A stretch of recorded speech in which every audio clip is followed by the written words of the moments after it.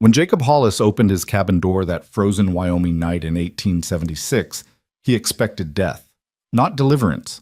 His infant daughter had been starving for 4 days, her cries growing weaker with each passing hour. The woman standing in the blizzard was soaked to the bone, desperate for shelter. But beneath her drenched cloak, her body held the one thing his dying baby needed: mother's milk. What happened next would scandalize an entire town and save 3 broken souls. Stay with me until the end, and comment what city you're watching from so I can see how far this story travels. The wind that swept across Iron Ridge that December carried the kind of cold that didn't just chill a man, it threatened to hollow him out entirely, leaving nothing but a frozen shell where warmth and hope used to live. Jacob Hollis had felt that wind before, had weathered Wyoming storms that buried livestock and froze water troughs solid, but he'd never felt it cut so deep as it did now, sitting alone in his cabin with a dying baby in his arms. The kerosene lamp flickered on the rough-hewn table, casting shadows that danced like ghosts across the log walls. Outside, the December blizzard of 1876 hammered against the shutters with fists of ice and fury. Inside, the only sound louder than the storm was the pitiful, weakening cry of 10-week-old Emma Hollis, a sound that was tearing her father apart one heartbeat at a time. Jacob rocked the infant mechanically, his calloused rancher's hands enormous against her tiny, fragile body. 4 days. 4 days since she'd taken more than a few desperate sips from the bottles he'd tried. 4 days of watching her little face grow more drawn, her skin losing that healthy pink glow all babies should have. 4 days of helpless, creeping terror as he watched his daughter, the last living piece of his beloved Sarah, slowly starved to death in his arms. "Come on, little one," he whispered, his voice rough with exhaustion and unshed tears. "Just a little. Please, Emma. Please." He pressed the bottle to her lips again, goat's milk this time, warmed by the fire, thinned with a little water the way old Doc Morrison had suggested before the snows made the 15-mile ride to Sage Hollow impossible. The baby's mouth moved weakly against the rubber nipple, but she didn't suck, didn't swallow. She just cried, a thin, reedy sound that seemed to echo the emptiness inside Jacob's chest. Sarah had been gone 32 days.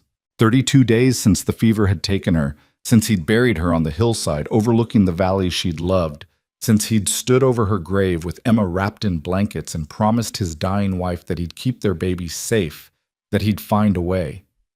He was breaking that promise, breaking it as surely as the winter was breaking over the land. The cabin that had once been filled with Sarah's laughter and the smell of her cooking now felt like a tomb. Dishes sat unwashed in the basin. The stove held only the embers of a fire Jacob barely remembered to tend. His own face, reflected in the dark window glass, looked gaunt and wild. Beard untrimmed, eyes hollowed by sleepless nights, hair standing in directions he didn't care to fix. None of it mattered. Nothing mattered except the failing life in his arms. He'd tried everything. Everything he could think of, everything the few neighbors within riding distance had suggested before the worst of the winter storms had isolated Iron Ridge completely. Goat's milk from old Betsy in the barn. Cow's milk brought by the Hendersons from their ranch 8 miles south. Honey water, sugar water. Weak broths strained so thin they were barely more than flavored liquid. Emma had rejected them all. Her tiny body knew what it needed, what only a mother could provide, and nothing else would do. Jacob rose from the rocking chair, pacing the small cabin with Emma against his shoulder, bouncing her gently the way Sarah used to do. The motion was automatic now, a desperate habit born of 4 days without sleep, without hope, without any idea what to do next except keep moving, keep trying, keep fighting the inevitable. "Your mama," he whispered into Emma's downy hair. "Your mama would know what to do. She'd know how to fix this. She always knew, little one. She always—" His voice broke. He pressed his face against the baby's head, feeling her warmth, her fragility, the terrible lightness of a child who wasn't getting enough to eat. When had she last had a full diaper? Yesterday? The day before? He couldn't remember, couldn't think straight anymore. The clock on the mantel, Sarah's grandmother's clock, brought all the way from Pennsylvania, chimed 10 times. 10 o'clock at night, and Jacob was alone with a dying baby in a storm that showed no signs of letting up.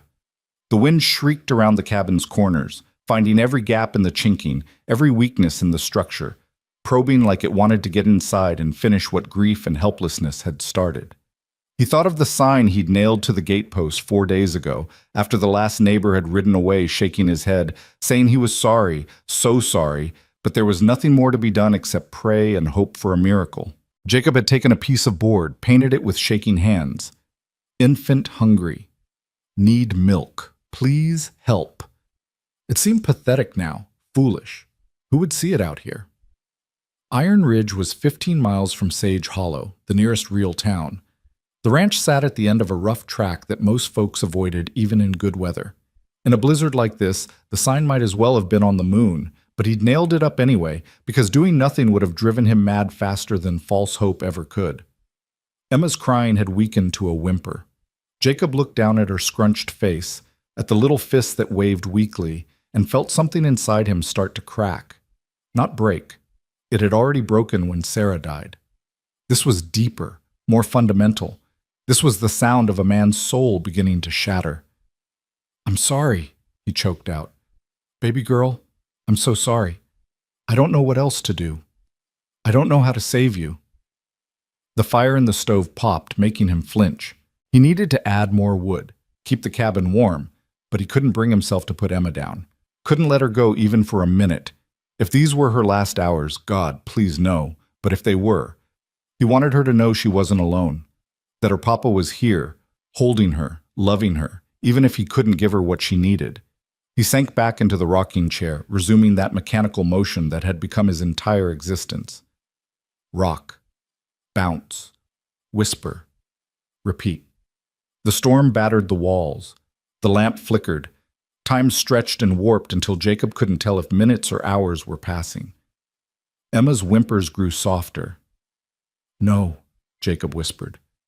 "No, baby. Stay with me. Stay with Papa. Please, Emma. Please."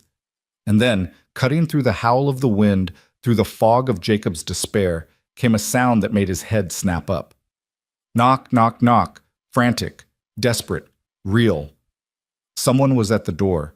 Jacob's heart lurched. For a moment he couldn't move, couldn't believe it. The storm was too fierce. No one could be out there. No one would be crazy enough to travel in this weather. It had to be his imagination, exhaustion playing tricks on his desperate mind. Knock, knock, knock. Louder now, more insistent. And underneath it, barely audible over the wind, a voice. "Please, please, is anyone there?" A woman's voice. Jacob surged to his feet, Emma still clutched against his chest, and crossed the cabin in 3 long strides. His hand trembled as he threw the bolt and yanked the door open against the force of the wind.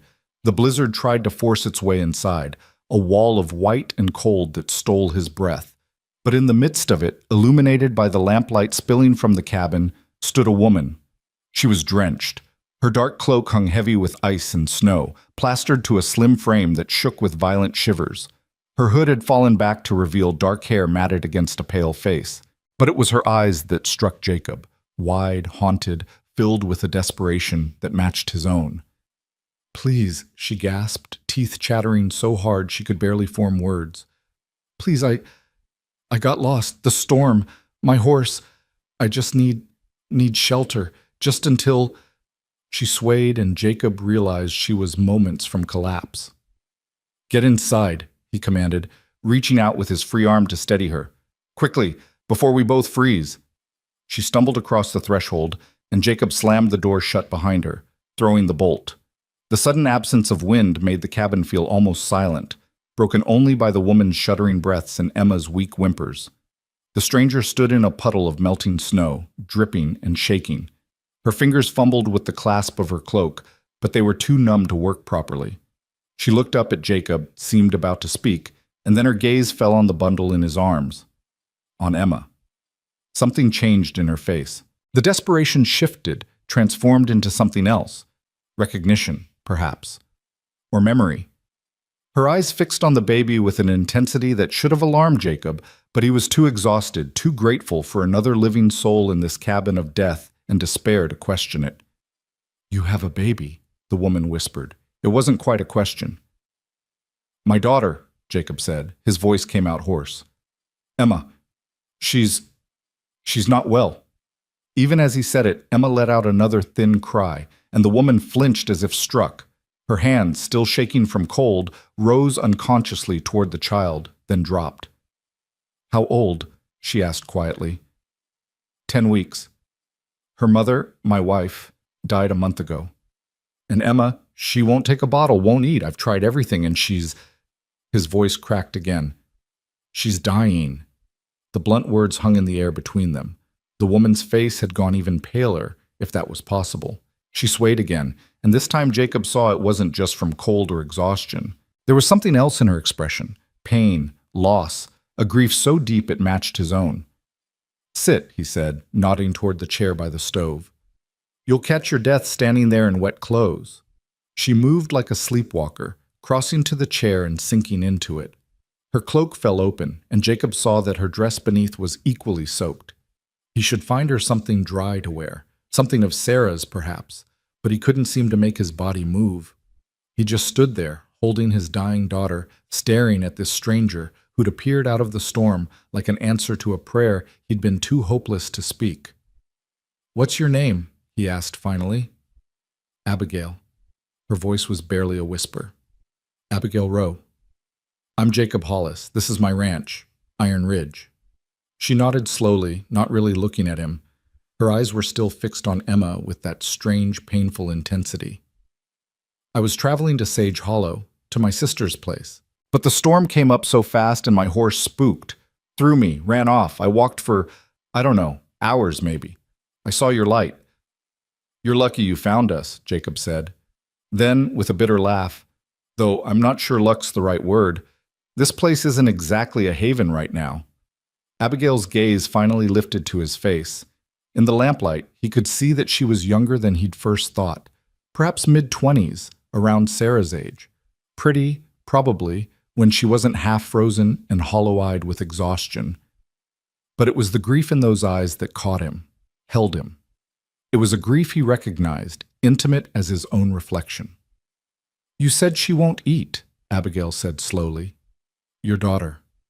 Nothing I give her is right. She needs—" He stopped, unable to say it, unable to admit that what Emma needed was impossible, was buried on a hillside, was gone forever. "She needs her mother," Abigail finished softly. Jacob nodded, his throat too tight for words. The silence that fell then was broken only by the crackling fire and the storm's endless assault on the cabin walls. Abigail sat perfectly still in the chair, her wet cloak dripping, her hands clutched together in her lap. She was shaking, whether from cold or something else, Jacob couldn't tell. Then Emma let out another cry, weaker than before, and Abigail made a sound, a small, broken noise that might have been a sob or might have been something else entirely. "May I—" she started, then stopped, swallowed hard. "May I see her?" Jacob hesitated. There was something almost frightening in the woman's intensity, something that set off warning bells even through his exhaustion. But Emma was dying. What harm could looking do? He moved closer to the chair, angling Emma so Abigail could see her face. The baby's eyes were closed, her tiny features scrunched in discomfort and hunger. Her lips moved weakly, still seeking what she couldn't find. Abigail stared at Emma for a long moment. Then very slowly she raised one trembling hand and touched the baby's cheek with a single finger. The touch was feather-light, reverent, heartbreaking in its gentleness. "She's beautiful," Abigail whispered. A tear slid down her face, cutting a clean track through the grime and melted snow. "She's so beautiful." "She looks like her mother," Jacob said. His own voice was thick now, unsteady. "Sarah, my wife. She had that same... He couldn't finish. Abigail nodded as if she understood. And then, as Jacob watched, something extraordinary happened. A dark stain began to spread across the front of Abigail's wet dress. At first, Jacob didn't understand what he was seeing, but as the stain grew, spreading outward from her chest, realization hit him like a physical blow. Milk. Abigail's body was producing milk. She looked down at herself, at the wetness seeping through her dress, and let out a sound that was half laugh, half sob. Her hands flew to her chest, pressing against the dampness. And when she looked up at Jacob, her face was a mask of anguish and desperate hope. "I had a baby," she said, the words tumbling out in a rush. A boy. Thomas. He was 3 months old when the fever took him. That was 4 months ago. 4 months, and my body I still... She broke off, sobbing now, her whole body shaking with more than cold. I tried to stop it. I tried binding my chest, taking herbs, everything the doctor said, but it wouldn't stop. Like my body doesn't know he's gone. Like it's still waiting for him to... Her voice dissolved into inarticulate grief, and Jacob stood frozen, Emma in his arms, his mind racing. A baby. She'd lost her baby. And her body was still producing milk, was still trying to feed a child who would never need feeding again. The signs had been there if he'd been clear-headed enough to see them. The way she'd stared at Emma, the pain in her eyes, the tender touch. She was a mother without a child. And Emma was a child without a mother. Jacob's heart began to pound. It was impossible. Insane. He'd never heard of such a thing. A woman nursing another woman's child. A stranger's child. It was too intimate, too strange. What would people say? What would... Emma let out a sound that barely qualified as a cry, so weak it was almost not there at all. And Jacob made his decision. Abigail, he said, his voice steady despite the chaos in his chest. Abigail, look at me. She raised her tear-streaked face, eyes wide and lost. Can you... He swallowed hard. Would you be willing to feed her, to nurse her? The question hung in the air between them, enormous and impossible and desperate. Abigail stared at him, her mouth opening and closing without sound. More tears spilled down her cheeks. Her hands, still pressed against her leaking chest, trembled violently. I don't know if I can, she whispered.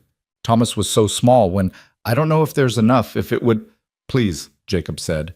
He took a step closer and then another, until he was standing right in front of her chair. Please, Abigail, she's dying. I've tried everything, and she's dying, and I can't lose her too. I can't. If there's any chance at all... He stopped, his composure finally breaking completely. Please, save my daughter. Abigail looked from Jacob's face to Emma's, then back again. Something was happening behind her eyes. Some internal struggle, some battle between fear and hope, and grief and desperate, aching need. Jacob could see it all playing out in her expression, and he held his breath, praying to a God he'd stopped believing in a month ago, begging for a miracle he had no right to expect. Then slowly, Abigail reached up and began to unbutton her dress with shaking fingers. Yes, she whispered. Yes, give her to me. Jacob's hands were shaking as badly as hers as he lowered Emma into Abigail's waiting arms. The baby felt so light, so fragile, and for a moment he couldn't let go, couldn't release her to this stranger, but Abigail's arms were already there, supporting Emma's head with practiced ease, positioning her with the sureness of a woman who'd done this before, who remembered how. It's all right, Abigail murmured, though Jacob wasn't sure if she was talking to him or to Emma or to herself. It's all right, sweet girl. You're all right now. She'd managed to open her dress and chemise enough to expose her breast. Even in his desperation, Jacob felt he should look away, should give her privacy, but he couldn't. He couldn't tear his eyes away from his daughter, from this impossible moment. Abigail brought Emma to her breast, guiding the baby's mouth with gentle fingers. For a heartbeat, nothing happened. Emma's lips brushed against Abigail's nipple, moved weakly, and Jacob felt his hopes start to crumble. It wasn't going to work. Emma was too far gone, too weak. And then Emma latched. The change was instantaneous. The baby's mouth closed around Abigail's nipple, and suddenly she was sucking, really, truly sucking, with a strength and determination Jacob hadn't seen in days. He could see her throat working, swallowing, taking in the milk her body so desperately needed. Abigail let out a gasp that was half sob, half laugh. Her free hand came up to cup Emma's head, fingers threading through the baby's fine hair. Tears were streaming down her face now, falling onto Emma's blanket. But she was smiling, actually smiling, even as she cried. Oh, she breathed. Oh, sweetheart. There you go. There you go. Jacob stood transfixed, watching this impossible, beautiful thing unfold before him. The cabin was still cold. The storm still raged outside. Everything that had been wrong with the world was still wrong.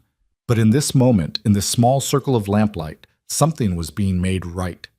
Emma nursed with the fierce concentration of the starving. Her tiny hands came up to rest against Abigail's breast, kneading gently the way all nursing babies do, some instinct older than memory. Abigail was crying harder now, her whole body shaking with sobs, but she held Emma steady, held her close, and whispered words Jacob couldn't quite hear, words that might have been for Emma, or might have been for the son she'd lost, or might have been for all the broken things in the world that sometimes, miraculously, found ways to heal. Jacob felt his own tears start to fall.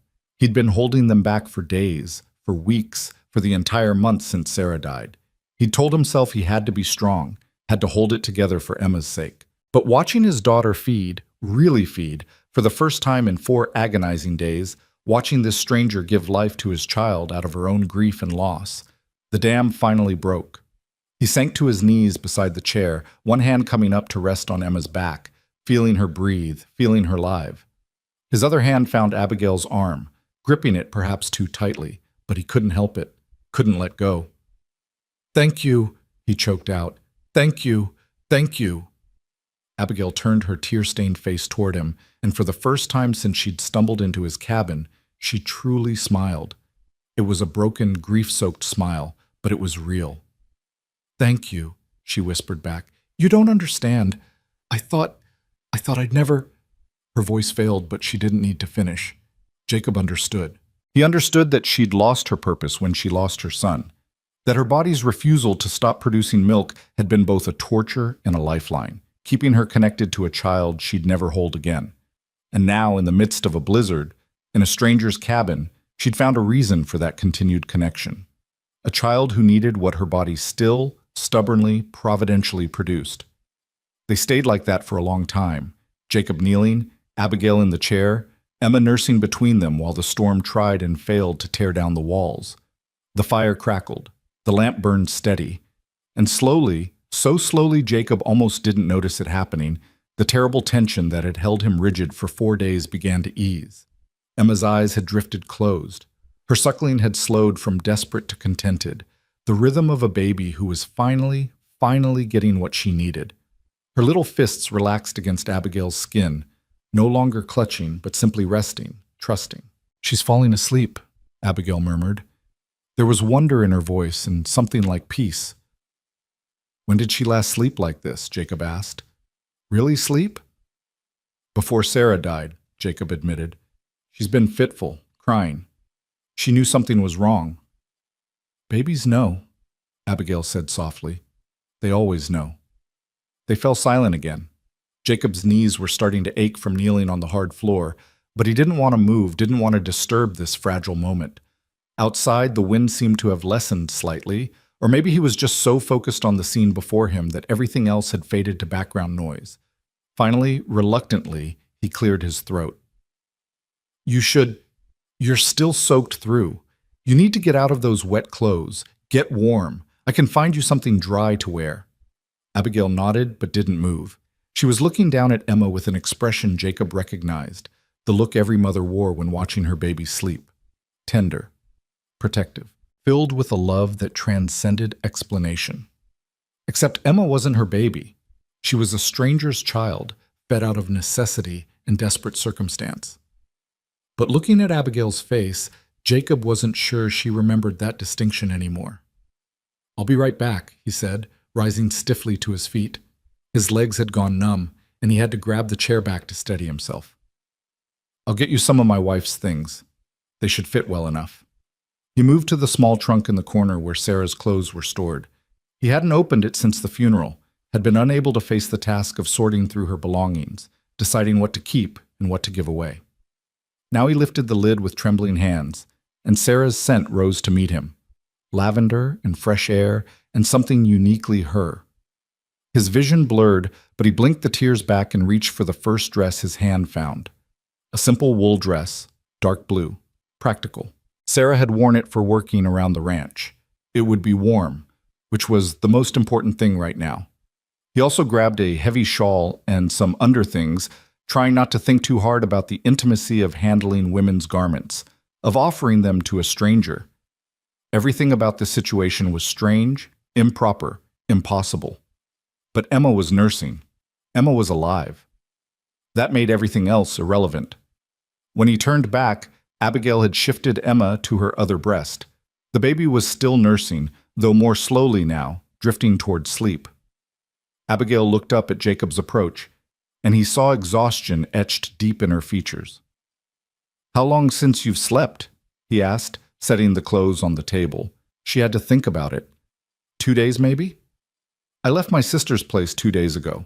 Planned to be in Sage Hollow by nightfall, but the storm—" She trailed off, shaking her head. "I should have stayed put. Should have waited for the weather to clear. But I needed to get away. Couldn't stay in that house another minute." Jacob understood that too. After Sarah died, he'd thrown himself into ranch work until his body screamed for rest, anything to avoid sitting still with his grief.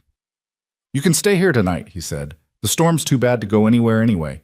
Tomorrow, if it clears, I can ride you to Sage Hollow or back to your sister's, whichever you prefer."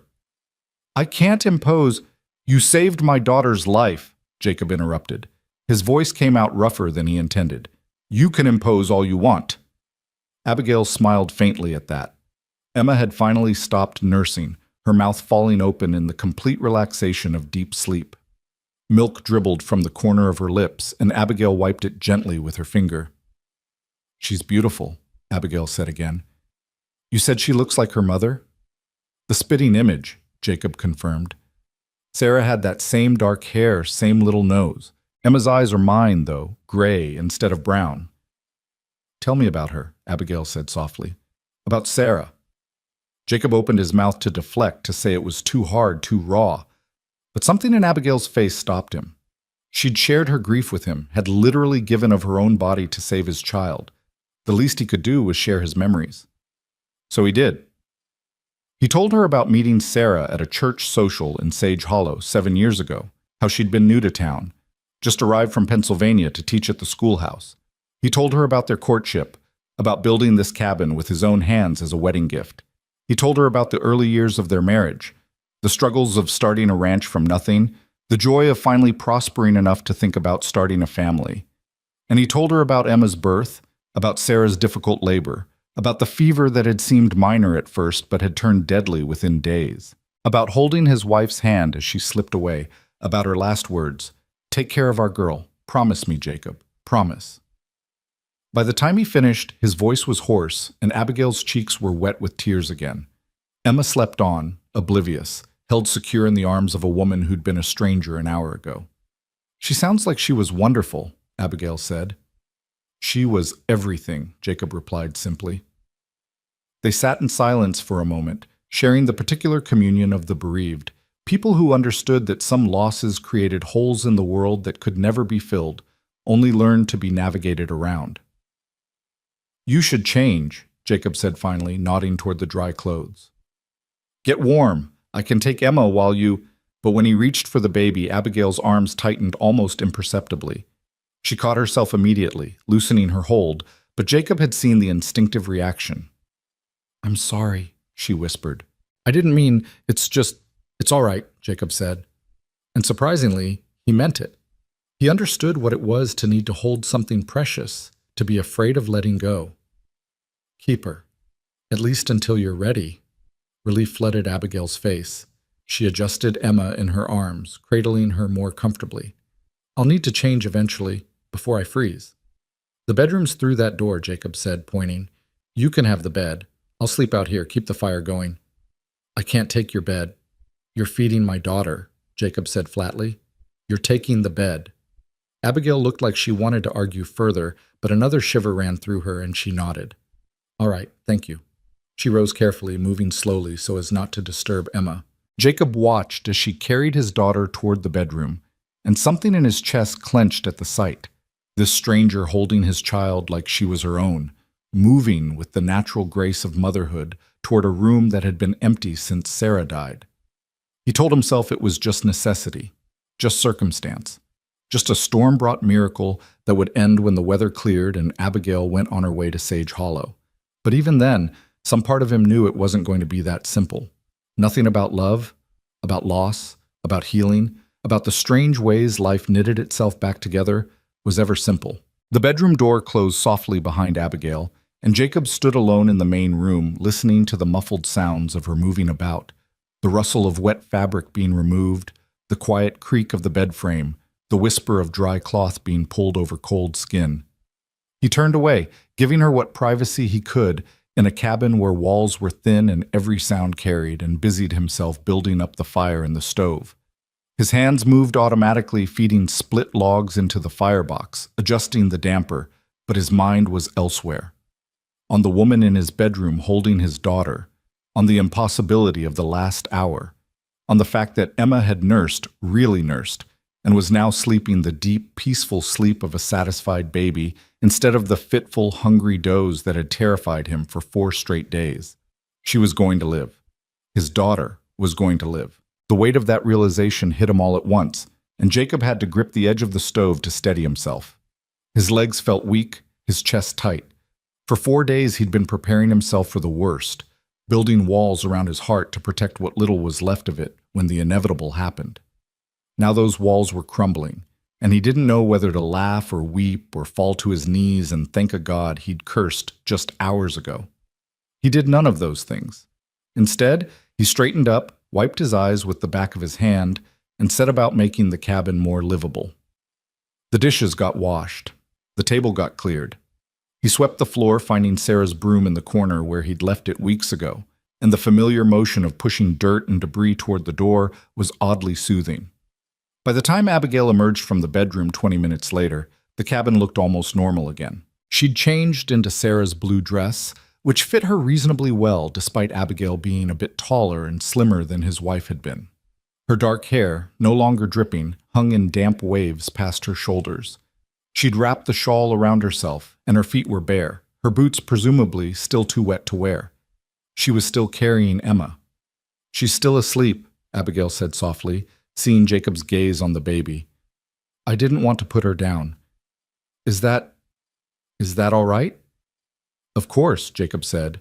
Then, because he could see the uncertainty in her face, "Thank you for everything." Abigail nodded, moving to the rocking chair and settling into it with Emma cradled against her chest. She began to rock slowly, automatically, her hand stroking the baby's back in gentle circles. The motion seemed to calm her as much as it did Emma. "The dress fits well," Jacob observed, not sure what else to say. "Your wife had good taste," Abigail replied. "It's warm, comfortable." An awkward silence fell. Jacob realized he was standing in the middle of his own cabin like a guest, unsure what to do with his hands, where to look, how to navigate this strange new reality. Less than 2 hours ago, he'd been alone with his dying daughter. Now there was a woman in his home, wearing his dead wife's dress, holding his child, and he had no idea what the rules were supposed to be. "You should eat something," he said finally. "You must be starving." "I couldn't." "I'm making food anyway," Jacob interrupted. "You'll eat." It wasn't a question, and Abigail seemed to recognize that arguing would be pointless. She nodded, adjusting her hold on Emma, and watched as Jacob moved to the stove and began pulling out what meager supplies he had left. Bread from 3 days ago, hard but edible if toasted. Some beans he could warm up. A bit of salt pork. Nothing fancy, but it would do. As he worked, he was acutely aware of Abigail's presence behind him. He could hear the creak of the rocking chair, the soft sound of her humming, so quiet he almost missed it, and underneath it all, Emma's peaceful breathing, the sounds of life, of normalcy, of things he'd thought he'd lost forever. "How long were you married?" Abigail asked after a while. Jacob didn't turn from the stove. 7 years. We met when she came to Sage Hollow to teach. I was in town selling cattle, saw her at the church social, and..." He trailed off, remembering. "I knew, right then, that she was going to be my wife." "Was she a good teacher?" "The best. Kids loved her. She had this way of making even the dullest lessons interesting." He flipped the bread in the skillet, watching it brown. "She stopped teaching when we got married, wanted to focus on the ranch, on building a life out here. She always said she'd go back to it someday, maybe open a school closer to home so the ranch children wouldn't have to ride so far." "She sounds like she was a remarkable woman." "What?" "She was." Jacob's throat tightened. "Emma would have loved her. would have learned so much from her, and now she won't even remember. He stopped, unable to continue. The bread was burning. He snatched the skillet off the heat, cursing under his breath, blinking hard against the tears that wanted to come. "She'll know her mother through you," Abigail said quietly. "Through the stories you tell her, the memories you share. That's not nothing, Jacob. That's important." He nodded, not trusting his voice, and focused on scraping the slightly charred bread onto a plate. The beans were warm enough. He dished them out, added a chunk of salt pork, and brought the plate to Abigail along with a fork and a cup of water from the bucket by the door. "It's not much," he apologized. "It's perfect," Abigail said. She looked down at Emma, still sleeping in her arms. "But I can't exactly eat while holding her." "Right. Of course." Jacob reached for the baby. "I'll take her." This time Abigail didn't hesitate, transferring Emma carefully into Jacob's arms. The baby stirred slightly at the movement, made a small sound, then settled back into sleep. Jacob carried her to the cradle he'd placed near the stove, a cradle he'd built himself while Sarah was pregnant, sanding it smooth and carving little flowers into the headboard, because Sarah had loved wildflowers. He laid Emma down gently, tucking the blanket around her, and stood watching her for a moment. Her face was relaxed now, peaceful. The pinched, hungry look that had terrified him was already fading. Her chest rose and fell in steady rhythm. She was going to be all right. When he turned back, Abigail was eating with the focused intensity of someone who hadn't realized how hungry she was until food was in front of her. She looked up, caught him watching, and smiled sheepishly. "I'm sorry," she said around a mouthful of bread. "I didn't mean to be rude. It's just, I can't remember when I ate last." "Don't apologize. Eat."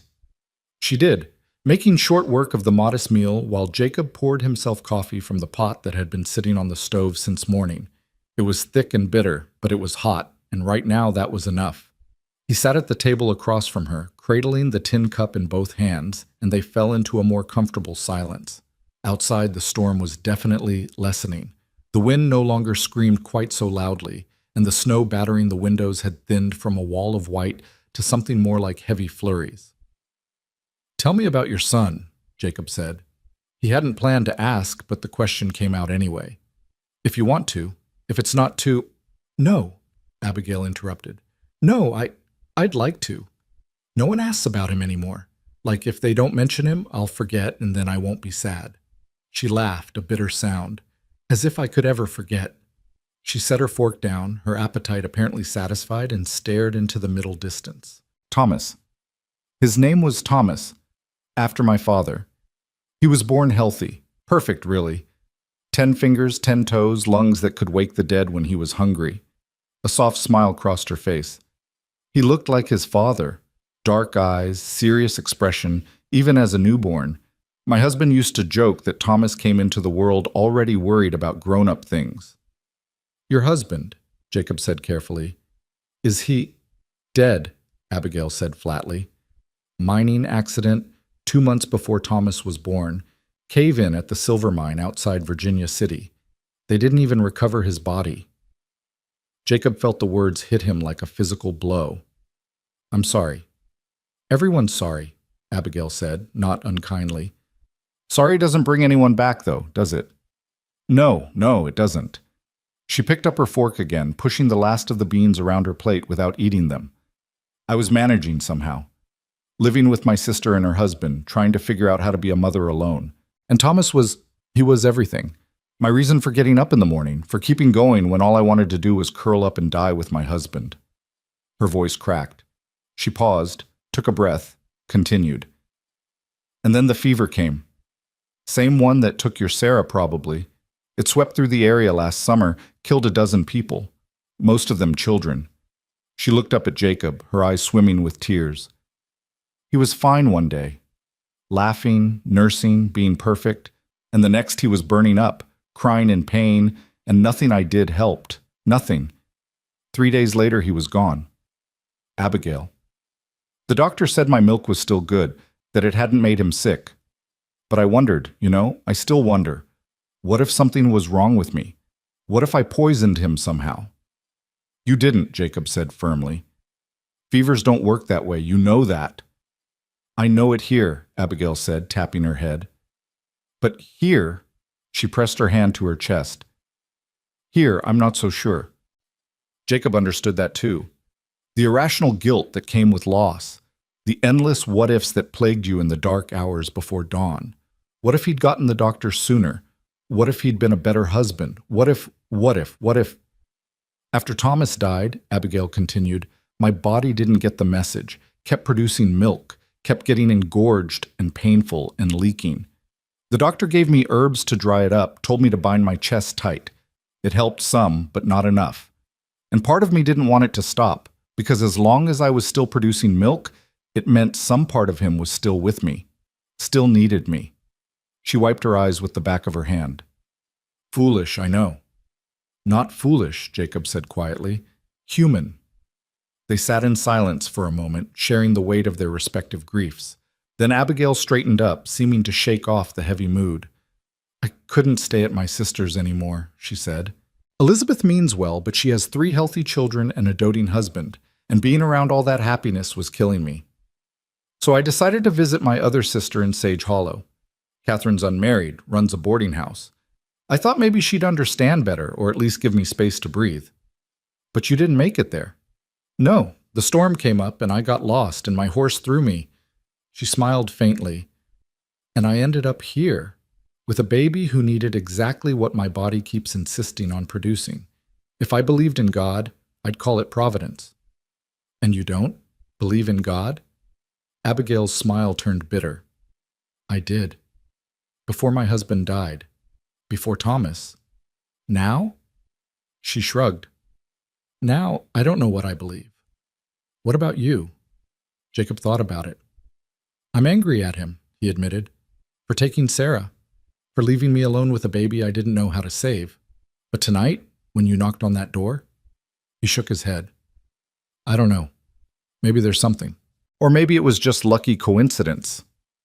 Some coincidence, Abigail murmured. From the cradle came a small sound, Emma stirring, not quite waking, but moving toward it. Both adults turned to look at her, and Jacob saw the expression on Abigail's face shift into something tender and yearning. She'll be hungry again soon, Abigail said softly. Babies her age usually nurse every 2 to 3 hours. I know, Sarah used to He stopped, swallowed. I watched her do it. Never thought I'd miss those middle-of-the-night wakings, the exhaustion. But I'd give anything to have her back, tired and milk-stained and complaining about how Emma was using her as a pacifier. Abigail smiled at that, a real smile that reached her eyes. That's what they do. That's what they're supposed to do. Emma's eyes opened, and immediately her face scrunched up in that particular expression that preceded crying. Before Jacob could move, Abigail was already out of her chair and crossing to the cradle. Hello, sweet girl, she murmured, lifting Emma with practiced ease. Are you hungry again? Of course you are. Growing babies are always hungry. She settled back into the rocking chair, and without any self-consciousness now, opened Sarah's dress and guided Emma to her breast. The baby latched immediately, and the cabin filled with the soft sounds of nursing, the quiet suckling, the small, satisfied noises Emma made, the creak of the rocking chair keeping rhythm.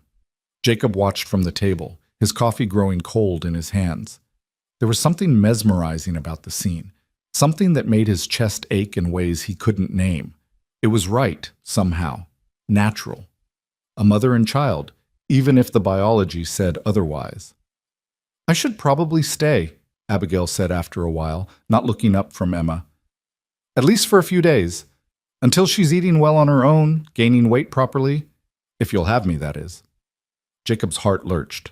He hadn't wanted to ask, hadn't wanted to presume, but the thought of Abigail leaving, of Emma going back to those bottles she refused, filled him with a terror he couldn't quite suppress.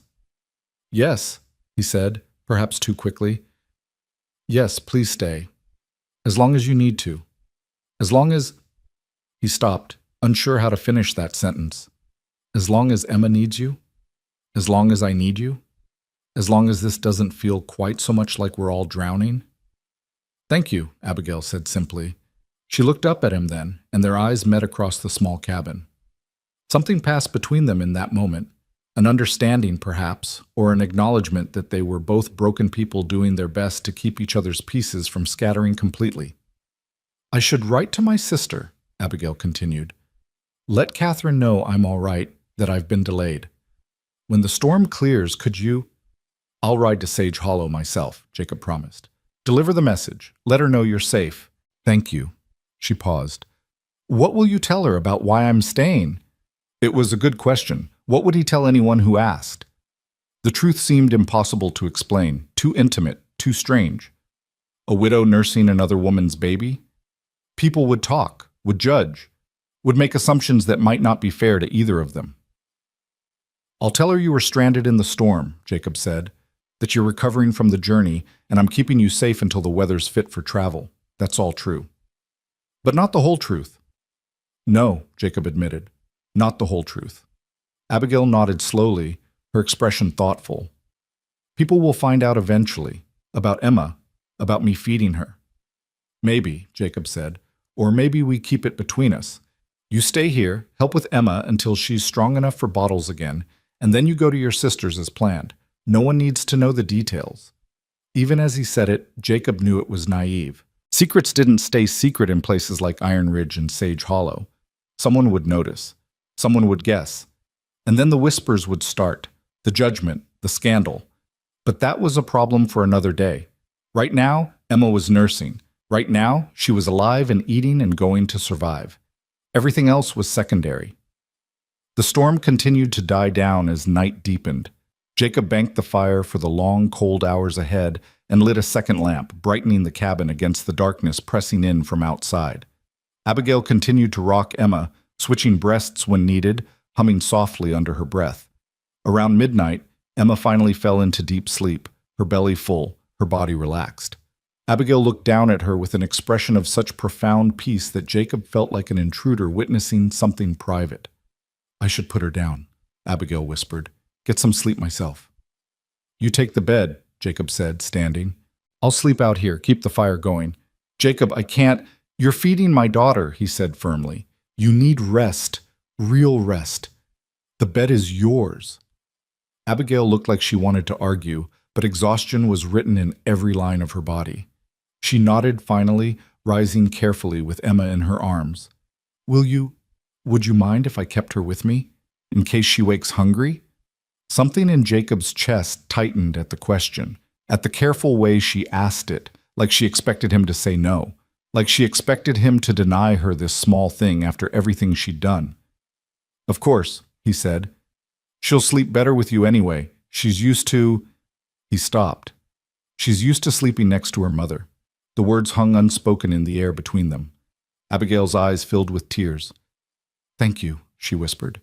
Then, carrying Emma like the precious cargo she was, she disappeared into the bedroom and closed the door softly behind her.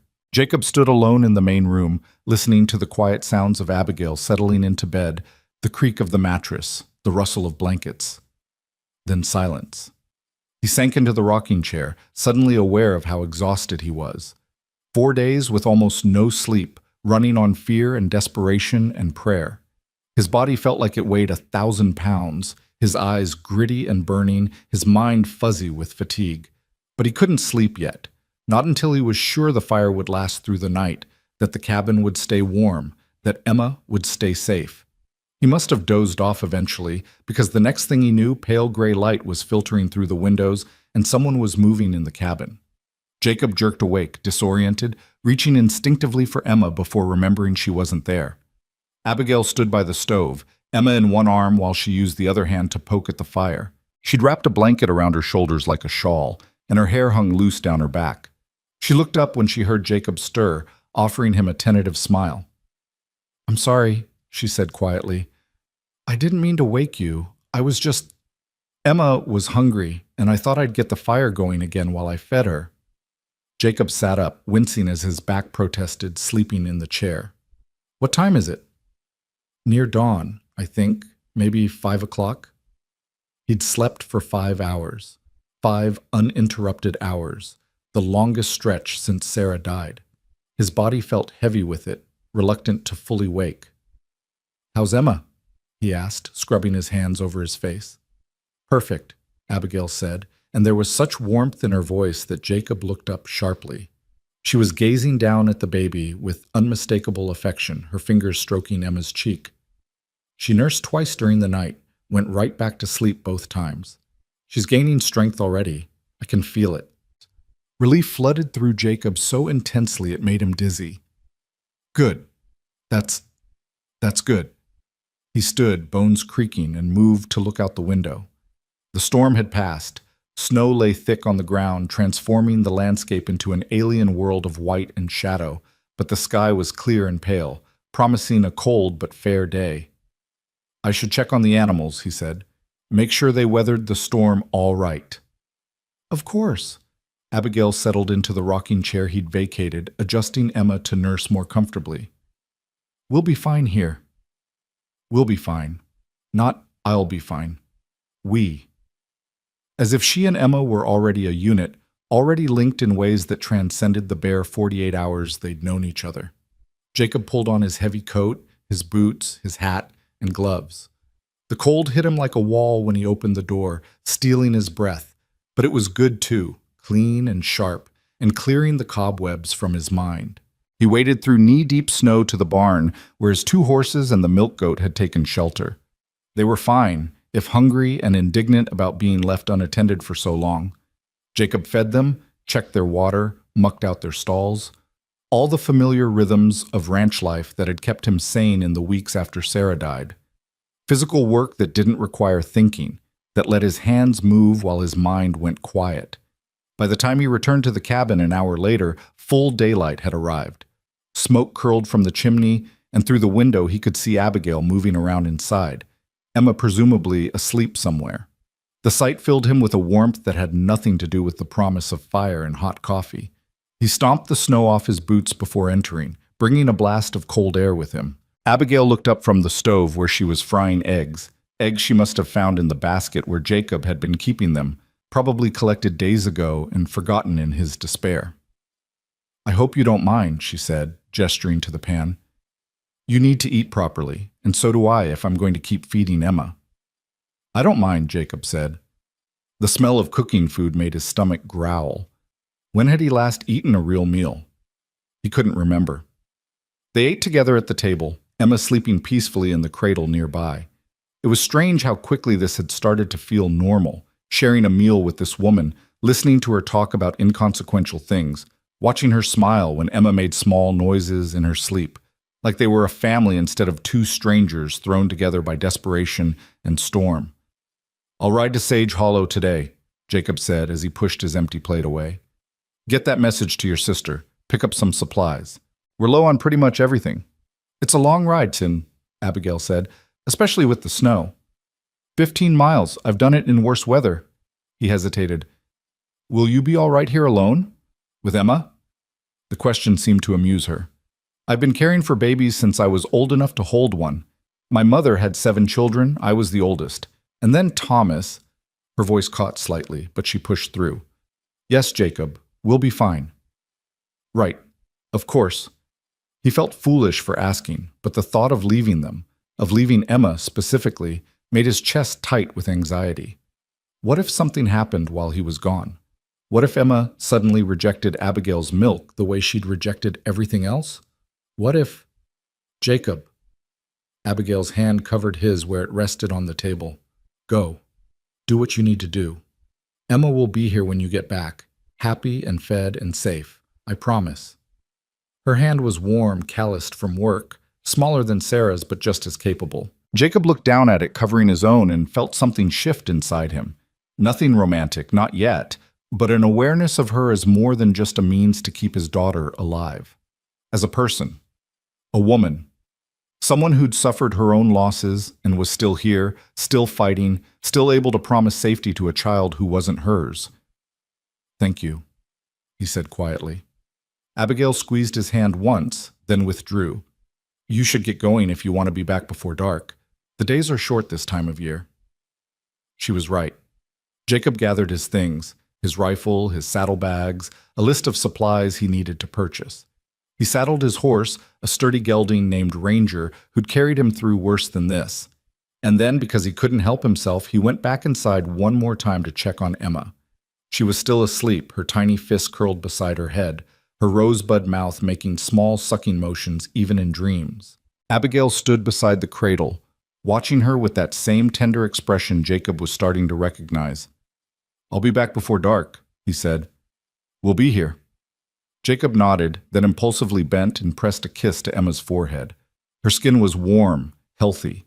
She smelled like milk and baby, like life continuing despite everything that had tried to stop it. When he straightened, he found Abigail watching him with eyes that held understanding and something else, something that might have been longing or grief or hope. He couldn't tell which. "Be safe," she said. "Always am," Jacob replied, and stepped out into the bright, cold morning. The ride to Sage Hollow took longer than usual, the snow making the trail treacherous, but Ranger was sure-footed and patient.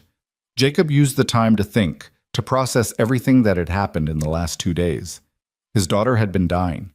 A stranger had appeared. That stranger was now living in his house, wearing his dead wife's clothes, feeding his child from her own body. When he laid it out like that, it sounded insane, impossible, wrong even. But it didn't feel wrong. That was the strange part. It felt like the first right thing that had happened since Sarah died. The town of Sage Hollow was busy despite the snow, people going about their business with the determined pragmatism of frontier folk who couldn't afford to let weather slow them down.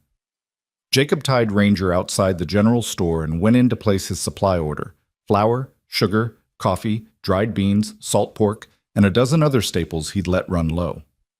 "Good to see you, Jacob," said Mr. Henderson, the store owner. "Been worried about you out there all alone. How's that baby of yours?" "Better," Jacob said, keeping his voice neutral. "Much better. Glad to hear it. We were all real sorry about Sarah. Fine woman, your wife."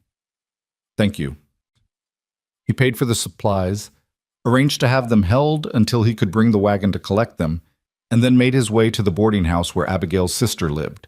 It was a 3-story building on the main street, well-maintained, with a sign hanging outside that read, "Holloway House, clean rooms, fair rates." A woman answered his knock, tall, dark-haired like Abigail, but softer around the edges, with a face that suggested she smiled more easily than her sister. She looked at Jacob with polite curiosity. "Can I help you?" "I'm looking for Catherine. Is that you?" "It is. And you are?" "Jacob Hollis. I have a message from your sister, Abigail." Catherine's face transformed, worry flooding her features. "Abigail? Is she all right? She was supposed to arrive 2 days ago before the storm. I've been frantic." "She's fine," Jacob assured her quickly. "She got caught in the blizzard, lost her horse. She took shelter at my ranch. I told her I'd ride here to let you know she's safe." Relief washed over Catherine's face, followed quickly by confusion. "Your ranch? Iron Ridge?" "That's right. But that's... Forgive me, but aren't you the rancher whose wife just passed? With the baby?" Word traveled fast in small towns. Jacob nodded. "Emma, my daughter. She's 10 weeks old." Catherine's confusion deepened. "And Abigail is staying with you? Alone? Mr. Hollis, I don't mean to be indelicate, but surely you understand how people might—" "I understand perfectly," Jacob interrupted, "which is why I'd appreciate it if we could keep the details quiet. Your sister is recovering from her ordeal. She's helping me with Emma until she's strong enough to make the journey here. That's all." It wasn't all, and they both knew it, but Catherine seemed to recognize that pushing would get her nowhere. She studied Jacob for a long moment, her expression shrewd, then nodded slowly. "How long will she be staying with you?" "I don't know. A week, perhaps. Maybe 2. Depends on the weather and her recovery." "I see." Catherine folded her arms across her chest. "Mr. Hollis, my sister has been through a great deal. If anyone takes advantage of her situation—" "No one is taking advantage of anyone," Jacob said firmly. "Your sister saved my daughter's life. I'm trying to repay that debt by giving her a safe place to stay until she's ready to continue her journey. That's all." It was mostly true. True enough, anyway. Catherine seemed to accept this, though suspicion still lingered in her eyes. "All right. Please tell Abigail I'm glad she's safe, and to send word when she's ready to come here. I'll keep a room available for her." "I'll tell her, thank you." Jacob tipped his hat and turned to leave, but Catherine's voice stopped him. Mr. Hollis? He looked back. Take care of her, please. She's more fragile than she lets on.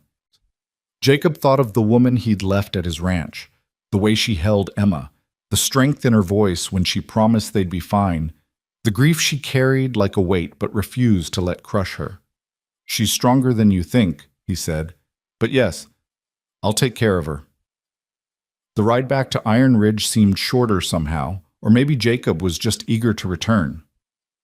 The sun was hanging low in the western sky by the time his cabin came into view, smoke still curling from the chimney, the windows glowing with lamplight against the gathering dusk. He was home. The warmth that greeted Jacob when he pushed open the cabin door felt like an embrace. Abigail looked up from where she sat mending one of his shirts by lamplight, Emma asleep against her shoulder, and smiled. "You're back," she said, and there was genuine relief in her voice. "I was starting to worry." "Took longer than I expected," Jacob admitted, stamping snow off his boots. "Trail was rough in places. How was she?" "Perfect. Nursed 4 times, slept between feedings, and only fussed when her diaper needed changing." Abigail's smile widened. "She's a good baby, Jacob. Easy." Jacob crossed to them, running a gentle finger down Emma's cheek. His daughter's skin was warmer than it had been yesterday, healthier. The difference 2 days of proper feeding had made was almost miraculous. "Your sister sends her love," he said, straightening. "Catherine. I told her you were recovering from the storm, that you'd come to Sage Hollow when you were ready." "What did she say?" Jacob hesitated. "She was concerned about propriety, about you staying here alone with me." Abigail's expression tightened. Of course she was. Catherine has always been the respectable one, the one who does everything right. There was bitterness in her voice, old and deep. "She cares about you," Jacob offered. "I know, in her way." Abigail adjusted Emma against her shoulder, her movements automatic, maternal. "What did you tell her about why I'm really staying?" "Nothing, just that you were helping with Emma. She didn't press for details." "She will eventually. Everyone will." Abigail looked down at the baby in her arms. "People aren't stupid, Jacob. A widow with milk staying at a widower's ranch? They'll figure it out, and when they do, they'll talk. They'll say terrible things about both of us." Jacob knew she was right. Already he could imagine the whispers that would follow them through Sage Hollow, the judgment in people's eyes, the assumptions about what was happening at Iron Ridge. A man and woman living together, unmarried, improper. Never mind that it was innocent. Never mind that Abigail was saving his daughter's life. People would create their own narrative, and it wouldn't be kind. "Let them talk," he said finally. "I don't care what they think." "You say that now. But when it affects your reputation, your ability to do business in town, I said I don't care." Jacob's voice came out harder than he intended. "Emma is alive because of you. That's all that matters." Abigail studied his face for a long moment, searching for something. Whatever she found there must have satisfied her because she nodded slowly. "All right, we'll deal with it when it comes." The days that followed settled into a rhythm that felt both strange and natural. Jacob woke early to tend the animals and do the endless work that winter ranch life demanded. Breaking ice in water troughs, hauling feed, checking fences for damage from the snow. When he returned to the cabin, Abigail would have breakfast ready and Emma freshly fed and content. They fell into an easy domesticity that Jacob tried not to examine too closely. Abigail cooked while he chopped wood. He mended harnesses while she washed diapers. They talked during meals about nothing important at first, just the small observations that make up daily life. The weather, the animals, how much Emma was eating, how well she was sleeping. But gradually, as the week wore on, the conversations deepened. Abigail told him about growing up in Virginia, about her family's move west when she was 15, about meeting her husband at a dance and knowing immediately he was the one. Jacob shared stories about building the ranch, about his own childhood in Missouri, about the dreams he and Sarah had harbored for their future. They didn't talk much about their dead spouses directly. The grief was still too raw, too immediate. But they wove around it, acknowledging its presence without letting it dominate every conversation. It was a delicate dance, this sharing of space and sorrow, but somehow they managed it. Emma thrived. By the end of the first week, she'd gained visible weight. her cheeks filling out, her arms and legs growing plumper. She stayed awake for longer periods, her eyes, Sarah's eyes, Jacob's eyes, following movement around the cabin with increasing interest. And she smiled. Not the gas-induced grimaces newborns made, but real smiles that lit up her whole face and made Jacob's chest ache with love so fierce it frightened him. Abigail witnessed that first real smile, and the expression that crossed her face was so complex, joy and grief and longing all tangled together, that Jacob had to look away. "She knows you," he said quietly. "She trusts you." "Babies trust whoever feeds them," Abigail replied, but her voice was thick with emotion. "It's more than that." It was true. Emma had begun to recognize Abigail, to settle immediately when placed in her arms, to make small, contented noises when Abigail sang to her. The bond forming between them was undeniable, and it should have made Jacob grateful. It did make him grateful. But it also sparked a strange possessiveness he didn't know what to do with. Emma was his daughter. But increasingly, she was also Abigail's in ways that had nothing to do with blood, and everything to do with care, with presence, with the 1,000 small intimacies that made up motherhood. By the second week, the weather had cleared enough that travel was possible again. Jacob knew he should say something, should ask Abigail when she planned to continue her journey to Catherine's boarding house. But every time he opened his mouth to bring it up, the words died in his throat. He didn't want her to go. The realization came to him one evening as he sat by the fire watching Abigail rock Emma to sleep, humming a lullaby under her breath. She'd taken to wearing Sarah's dresses without asking anymore, had reorganized the kitchen to her liking, had made small changes to the cabin that should have felt like intrusions but instead felt like improvements, like she belonged there, like they were a family. The thought should have felt like a betrayal of Sarah's memory, should have filled him with guilt, but instead what Jacob felt was hope, fragile and frightened but real. Abigail must have felt his gaze because she looked up and their eyes met across the small cabin. Something passed between them in that moment, some silent acknowledgement of what was happening, what had already happened. Then she looked away, focusing on Emma, and the moment broke. But it had been there. They'd both felt it. That night, after Abigail had retired to the bedroom with Emma, Jacob sat alone by the dying fire and forced himself to think clearly. He was attracted to Abigail. He could admit that now. Not just grateful, not just appreciative of what she was doing for Emma. He liked her, enjoyed her company, found himself looking forward to the moments when she laughed, when she teased him about his cooking, when she told stories about her childhood that made him see her as more than just a grieving widow. But it had only been 2 weeks. 2 weeks since she'd stumbled into his life. Sarah had been dead barely 6 weeks. It was too soon, way too soon. People would be scandalized, and rightly so. And yet Emma needed Abigail. Not just her milk, though that was still essential. She needed the tenderness, the attention, the mother's love that Abigail gave so freely. Could Jacob really take that away from his daughter just because the timing felt wrong? Could he take it away from Abigail, who had found purpose again in caring for Emma, who smiled more each day, whose eyes had lost some of their haunted quality? Could he take it away from himself? He didn't have answers, only questions that kept him awake long into the night. The next morning, everything changed. Jacob had ridden to check the north pasture fence, an hour's ride from the cabin. When he returned just before noon, he found Abigail in a state of barely controlled panic, pacing the cabin with Emma wailing in her arms. "What's wrong?" he demanded, fear spiking through him. "Is she sick?" No, she's fine. She's just..." Abigail's voice was shaking. "There were riders, 3 of them. They stopped at the gate, saw your sign about the baby needing milk. They wanted to know if everything was all right now?" Jacob felt his stomach drop. "What did you tell them?" "I said I was visiting, that I was helping with the baby. But Jacob, they looked at me. The way they looked at me..." Her voice cracked. "They know. They figured it out. I could see it in their faces." "Did you recognize them?" "One of them, Mr. Wilson from the feed store in Sage Hollow. He asked how long I'd been visiting, asked if Emma was eating well now. The way he said it..." She broke off, tears starting to stream down her face. "They're going to tell everyone. The whole town will know by tomorrow." Jacob took Emma from her arms, trying to calm the baby who'd picked up on Abigail's distress. "It's all right. Let them talk. We haven't done anything wrong. Haven't we? Abigail turned on him, her eyes wild with something close to hysteria. I'm living in your house, Jacob, alone with you, nursing your child. In what world is that proper? In a world where my daughter would have died without you. That doesn't matter to them. They'll call me. They'll say I'm...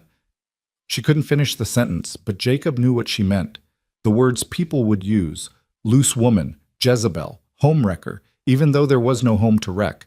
And they'd say worse about him, taking advantage of a grieving widow, replacing his wife before she was cold in the ground, shaming Sarah's memory. Abigail, I should leave, she said abruptly. Right now. I'll go to Catherine's, explain everything, distance myself before this gets worse. No. The word came out sharper than Jacob intended. Emma started crying harder, and he had to bounce her gently to settle her. No, you're not leaving. Jacob, be reasonable. I am being reasonable. Emma still needs you. You still need... He stopped himself, but too late. Still need what? Abigail asked, her voice suddenly quiet. Still need her? Still need to pretend she's mine? The words hung between them, brutal in their honesty. I didn't mean... Yes, you did. Abigail sank into the rocking chair, burying her face in her hands. And you're right. I do need her. God help me, Jacob, but I need her so much it scares me. When I hold her, when I feed her, for just a little while I can pretend Thomas didn't die. That I'm still a mother. That my life didn't end 4 months ago. Jacob's throat tightened. Emma had quieted in his arms, and he carried her to Abigail, crouching beside the chair. You are still a mother. Being Thomas's mother doesn't end just because he's gone. Doesn't it? Abigail looked up at him, her face ravaged by tears. Some days I can barely remember his face. What kind of mother forgets her own child's face? You haven't forgotten. You're healing. There's a difference. Is there? She reached out and touched Emma's hand, and the baby's fingers immediately curled around hers. The simple gesture seemed to break something in Abigail. I can't stay here, Jacob, not with the whole town talking. It's not fair to you, and it's not fair to Emma. When she's older, people will remember. They'll whisper about how her father took up with a woman barely a month after her mother died. She'll carry that shame her whole life. Or she'll know that when she needed help, 2 broken people found each other and figured out how to keep going, Jacob countered. That's not shameful. That's survival. Abigail shook her head. You don't understand what it's like. Being a woman with a ruined reputation. I've seen it happen to others. They become ghosts in their own towns. No one speaks to them. Shopkeepers won't serve them. Children are taught to avoid them. Then we'll go somewhere else, Jacob said. The words surprised him even as he spoke them, but once they were out, he knew they were right. We'll leave Iron Ridge, start over somewhere nobody knows us. Somewhere the gossip can't follow. Abigail stared at him like he'd lost his mind. You'd give up your ranch? The home you built with Sarah? Everything you've worked for? I'd do anything to keep Emma safe and healthy, Jacob said simply. And right now, that means keeping you here with us. The silence that followed was broken only by Emma's soft breathing and the crackle of the fire. Abigail searched Jacob's face, and he let her look, let her see whatever truth she needed to find there. You don't know what you're saying, she finally whispered. You're not thinking clearly. I'm thinking clearer than I have in weeks. Jacob stood, still holding Emma, and paced to the window. Snow was falling again, light flurries that danced in the wind. I know this is fast, I know it seems crazy, but Abigail, when you walked through that door 2 weeks ago, you saved more than Emma's life. You saved mine too. You gave me a reason to keep going, to believe that maybe we don't have to grieve alone. Jacob, I'm not asking you to marry me, he continued quickly. I'm not asking for anything except that you stay, that you let us be whatever this is. Family, maybe? Or just 3 people helping each other survive the winter. I don't know, but please don't go. Abigail rose from the chair and crossed to him, stopping just close enough that he could smell the lavender soap she'd started using. Sarah's soap. What if staying hurts us both more than leaving would? What if it doesn't? They stood like that, caught in the space between hope and fear, between propriety and need. Emma stirred in Jacob's arms, making small, hungry noises, and Abigail's body responded immediately. He could see the wetness beginning to spread through her dress, her body preparing to feed a child it had claimed as its own. She needs you. Jacob said softly. That's not fair. I know, but it's true. Abigail closed her eyes, her whole body trembling. When she opened them again, tears were streaming down her face, but her voice was steady. 1 month. I'll stay 1 more month. Give Emma time to transition to bottles. Give you time to find a proper nurse if needed. But after that, I'm going to Catherine's. I have to, Jacob, for all our sakes. It wasn't what Jacob wanted to hear, but it was something. A reprieve. Time to change her mind, to show her that this could work, that they could build something together from their shared wreckage. 1 month, he agreed. Abigail took Emma from his arms and settled into the rocking chair to nurse. Jacob watched them, memorizing the scene, the way afternoon light caught in Abigail's dark hair, the peaceful expression on Emma's face as she fed, the gentle rocking motion that seemed to calm all three of them. 1 month. He'd make it enough. But the town had other plans. 2 days later, Jacob rode to Sage Hollow for more supplies and found the atmosphere toward him decidedly cooler. Mr. Henderson at the general store was curt, his usual friendly chatter replaced by clipped efficiency. Mrs. Patterson, who'd brought food after Sarah's funeral, crossed to the other side of the street when she saw him coming, and when he stopped at the saloon for a drink, the conversations around him died into whispers. He ignored it all, collected his supplies, and was preparing to leave when Sheriff Tom Bradley approached him outside the general store. Jacob, got a minute? Bradley was a good man, fair-minded and not given to judgment. Jacob had known him for 5 years, had helped him track down cattle rustlers the previous spring. But now the sheriff's expression was carefully neutral, and Jacob's gut tightened with apprehension. What can I do for you, Tom? Need to talk to you about the situation at your ranch. What situation? Bradley sighed. Don't make me spell it out. You know what people are saying. Let them say it. Jacob, I'm trying to help you here. There's talk about the woman staying with you, Abigail Rowe.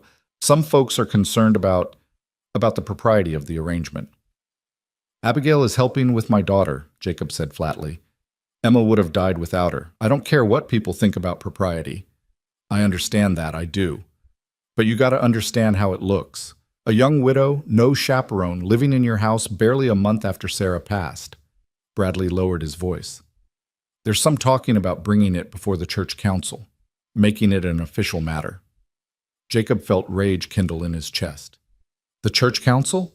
For what? I haven't broken any laws. No, but there are standards of behavior expected in this community. Moral standards. Moral standards, Jacob repeated, his voice dangerously quiet. My daughter was starving to death, Tom. Abigail's baby had died and her body was still producing milk. She saved Emma's life. Where in your moral standards does it say, I should have let my child die to avoid gossip? Bradley held up his hands. I'm not saying you should have. I'm just warning you that this could get ugly. There are people, good people, people who cared about Sarah, who feel like you're disrespecting her memory. By keeping our daughter alive? By moving another woman into your house so fast? The accusation hung in the cold air between them. Jacob wanted to hit something, wanted to rage at the injustice of it, but he forced himself to stay calm. Abigail is leaving in a month, he said finally. She's going to her sister's boarding house. That satisfy the moral guardians of Sage Hollow? Bradley looked relieved. That's good, Jacob. That's real good. I'll pass that along. Maybe calm folks down. You do that. Jacob climbed onto Ranger, gathering the reins. And Tom, you tell those good people who care so much about Sarah's memory that she would have been the first to help a grieving mother. That she would have done exactly what Abigail is doing without a second thought, because that's who Sarah was. And anyone who knew her should remember that. He rode away before Bradley could respond, his hands shaking with anger. The entire way back to Iron Ridge, he thought about what the sheriff had said, about the church council, about moral standards, about people who'd known Sarah judging him for the very compassion she would have shown. When he reached the cabin, Abigail took one look at his face and knew. It was bad, she said. Not a question. Bad enough. Jacob dismounted and began unloading supplies, his movements jerky with suppressed fury. Sheriff came to talk to me, said there's talk of bringing it before the church council. Abigail went pale. The church council? Jacob, they can't actually do anything, can they? They can make our lives hell. Can pressure me to send you away, pressure Catherine to refuse to house you when you do leave. can make sure neither of us can show our faces in town without judgment. He carried a sack of flour inside, dropping it harder than necessary on the counter. All in the name of protecting Sarah's precious memory. Maybe they're right, Abigail said quietly. Maybe we are being disrespectful. Jacob spun to face her. Don't! Don't you dare let them make you feel ashamed of saving my daughter's life. It's not just about Emma anymore, though, is it? Abigail met his gaze steadily. You said it yourself 2 days ago. I saved your life, too. This has become about more than just feeding a baby, Jacob, and we both know it. He wanted to deny it, but he couldn't. She was right. Somewhere in the past 2 weeks, this had transformed from a simple arrangement of necessity into something deeper, more complicated. He looked forward to coming home to her, found himself listening for her voice, her laughter, caught himself watching her when she wasn't looking, noticing the graceful way she moved, the quick intelligence in her eyes, the strength she carried despite her grief. He was falling in love with her. The realization hit him like a physical blow. Too soon, his mind screamed. Sarah's barely cold. This is wrong. This is betrayal. But his heart, his treacherous, healing heart, whispered something different. This is survival. This is hope. This is what Sarah would want for you, for Emma. Jacob? Abigail's voice pulled him back. She was watching him with an expression he couldn't quite read. What are you thinking? He opened his mouth to lie, to say it was nothing, to deflect. But looking at her standing there in his kitchen wearing Sarah's dress, holding their daughter who was healthy and thriving, he couldn't do it.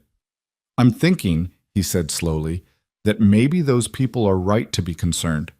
Because this stopped being just about Emma a while ago, and we both know it. Abigail's breath caught. Jacob, I'm falling in love with you, he said, the words tumbling out before he could stop them. I know it's too soon. I know it's wrong. Sarah's barely been gone 6 weeks, and here I am feeling things I have no right to feel. But I can't lie about it anymore. The silence that followed felt eternal. Abigail stood frozen, her face a mask of shock and something else, fear maybe, or hope, or both tangled together so completely they couldn't be separated. You can't, she finally whispered. I know. Sarah would understand, Jacob said, surprising himself with the certainty in his voice. Sarah would understand that grief doesn't follow schedules, that healing doesn't wait for permission. She was practical that way, clear-eyed. But the town, damn the town, Jacob said. Then softer, damn them all, Abigail. They don't get a vote in this. Abigail's eyes filled with tears. What are you asking me? I don't know. I don't know what I'm asking. I just know that the thought of you leaving in a month feels like losing Sarah all over again, like watching another piece of my life die because the world says it's too soon to hold on to it. And what about me? Abigail's voice shook. What about what I feel? What do you feel? She closed her eyes, tears spilling down her cheeks. When she spoke, her voice was barely audible. I feel like I'm betraying Thomas. Every time I hold Emma, every time I feel happy or content or like maybe life might be worth living after all, I feel like I'm forgetting him, replacing him. You're not, and I feel like I'm falling in love with you too, she continued, the words rushing out now like a confession. And that terrifies me more than anything, because it's too soon and too fast and too wrong, and I don't know if what I feel is real or if I'm just so desperate for something to hold on to that I'd convince myself of anything. Jacob crossed the room in 3 strides and took her face in his hands, forcing her to look at him. Listen to me. Whatever this is between us, it's real. Maybe it's grief. Maybe it's loneliness. Maybe it's something more. I don't know, but it's real. And it's helping us both survive, and that has to count for something. But what do we do with it? Abigail asked, her hands coming up to grip his wrists. How do we navigate this without destroying ourselves or Emma? I don't know, Jacob admitted. I don't have answers, but I know running away from it won't work. You can't leave now, Abigail. Not in a month. Not ever. Jacob, stay. Please. We'll figure out the rest as we go. Abigail searched his face, her expression torn. The scandal will destroy you. Your reputation, your business. I don't care. You say that now. I'll say it forever, Jacob interrupted. Abigail, I already lost the love of my life once. I won't lose another chance at happiness because people I don't even respect think it's improper. From the cradle came a soft cry. Emma, waking from her nap. The sound broke the tension between them, and Abigail pulled away from Jacob's hands to go to the baby. We can't make decisions like this, she said as she lifted Emma. Not in the heat of the moment. We need to think, to be sure. How much more sure do you need to be? Jacob, please. Abigail's voice was pleading now. Don't push me. I can't. I need time to think. He wanted to argue, wanted to press the point, but the fear in her eyes stopped him. He'd already said too much, pushed too hard. If he wasn't careful, he'd drive her away entirely. All right, he said quietly. Time. But Abigail? I meant what I said. All of it. She nodded once, then turned her attention to Emma, who was fussing to be fed. Jacob watched them for a moment, the woman he was falling in love with nursing the daughter he'd almost lost, and felt his resolve harden. Whatever it took, whatever he had to sacrifice, he was going to keep them both. The town could whisper all it wanted. The church council could judge. It didn't matter. This was his family now, and he'd protect it with everything he had. That night, after Emma had been fed and settled and Abigail had retreated to the bedroom, Jacob sat by the fire and thought about Sarah. About the life they'd planned together, the future that had been stolen from them. About whether loving Abigail meant betraying Sarah's memory. And then clear as day, he heard Sarah's voice in his head. Not a ghost, not supernatural, just memory speaking with the clarity of truth. Stop being stubborn, Jacob Hollis. That baby needs a mother, and you need someone to keep you from turning into a bitter old hermit. If Abigail makes you happy, if she's good to Emma, then hold on to her and don't let go. Life's too short and too hard to turn away from love when it finds you. It was exactly what Sarah would have said, practical, clear-eyed, focused on what mattered instead of what people thought. Jacob smiled despite himself, despite everything. All right, Sarah, he whispered to the empty room. I hear you. And for the first time since he'd buried his wife on that windswept hillside, Jacob felt like maybe, just maybe, she'd found a way to give him permission to move forward. Now he just had to convince Abigail to take that step with him. The following days passed in a state of careful tension, like both Jacob and Abigail were walking on ice that might crack at any moment. They spoke to each other with exaggerated politeness, avoided being alone together when possible, and pretended that Jacob's confession hadn't fundamentally altered the atmosphere of the cabin.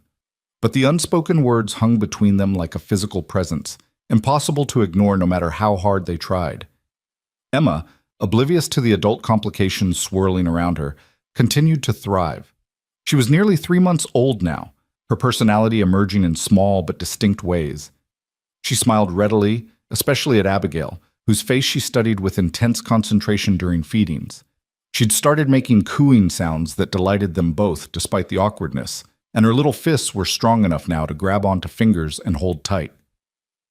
Jacob caught himself watching Abigail with Emma more often than was probably wise. The tenderness in her expression when she nursed his daughter, the gentle way she spoke to the baby, the songs she sang in a voice that trembled with emotion, it all spoke of a love that transcended biology. Abigail had become Emma's mother in every way that mattered, and they both knew it made the situation infinitely more complicated. On the 4th day after Jacob's confession, Catherine arrived. Jacob was in the barn when he heard the wagon approaching. He emerged to find a well-dressed woman climbing down from the driver's seat, her expression a mixture of determination and barely concealed disapproval.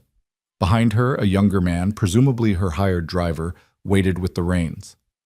"Mr. Hollis," Catherine said, her voice cool but polite. "I've come for my sister." Jacob's heart sank, but he kept his expression neutral. "Miss Holloway, this is unexpected." "Is it?" Catherine's eyes were sharp, assessing. "Abigail has been here nearly 3 weeks. I think I've been more than patient given the circumstances." "She's been helping with my daughter, so I've heard. The whole town has heard, Mr. Hollis, in great detail." Catherine pulled her cloak tighter against the cold wind. "Is she inside?" Jacob wanted to refuse, to send this woman away and protect the fragile peace of his household, but he had no right to keep Abigail from her sister. She is. Come in. Abigail looked up from where she sat mending near the fire when the door opened, Emma asleep in the cradle beside her. Her face went pale when she saw Catherine. Kathy, what are you doing here? I came to take you home, Catherine said, her voice gentler now that she was addressing her sister. You've been here long enough, Abby. It's time to come to Sage Hollow, where you belong. Abigail's hand stilled on the mending. I can't leave, not yet. Emma has a father to care for her, Catherine interrupted. A father who needs to learn to manage on his own, as difficult as that may be. Jacob bristled. Abigail has been essential to my daughter's survival. Emma was dying before she arrived. And now she's clearly thriving, Catherine said, glancing at the sleeping baby, which means the crisis has passed, and it's time for Abigail to resume her own life. Surely you can see that, Mr. Hollis. What I see is a woman who's helping my family. There's nothing improper about that. Catherine's laugh was sharp and humorless. Nothing improper. Mr. Hollis, my sister is living alone with you in this isolated cabin. The talk in town is absolutely vicious. They're calling her terrible names, saying unspeakable things about both of you. Every day she stays here, her reputation deteriorates further. Abigail had gone even paler. What are they saying exactly? Catherine hesitated, then seemed to decide honesty was necessary. That you're his mistress. That you moved in with indecent haste to take advantage of a grieving widower? That you're trying to replace his wife and steal his daughter? She paused. Some are even suggesting that you and Mr. Hollis were involved before his wife died. That's a lie, Jacob said harshly. I never met Abigail until the night of the storm. Anyone who suggests otherwise is a liar and a gossip. Of course it's a lie, Catherine agreed, but that doesn't stop people from believing it. You know how these things work, Mr. Hollis. Once a woman's reputation is damaged, the truth doesn't matter anymore. Abigail stood abruptly, nearly knocking over her mending basket. I need some air. She grabbed her cloak and fled outside before either Jacob or Catherine could stop her. They stood in uncomfortable silence for a moment, then Catherine sighed. She cares about your daughter, she said quietly. I can see that. But Mr. Hollis, you must understand, this arrangement is destroying her.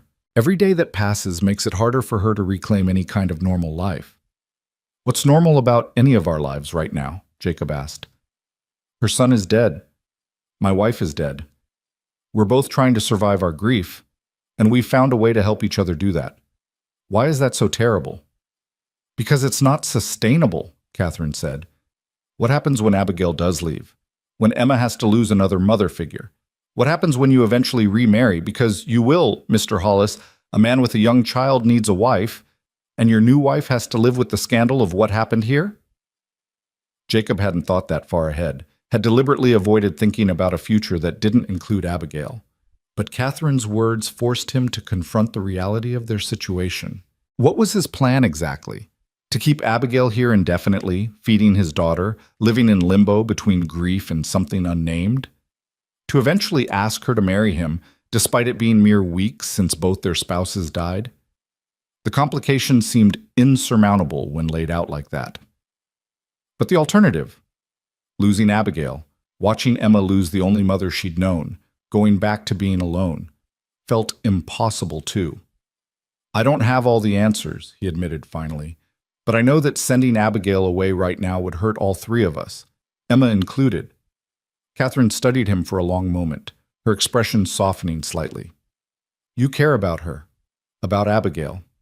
It wasn't a question, but Jacob answered anyway. Yes. Does she know? Yes. Catherine closed her eyes briefly, and when she opened them, she looked almost sad. Mr. Hollis, I understand that you're lonely, that you've suffered a terrible loss, and you're grasping at anything that might ease that pain. But using my sister as a replacement for your dead wife isn't fair to anyone, least of all her.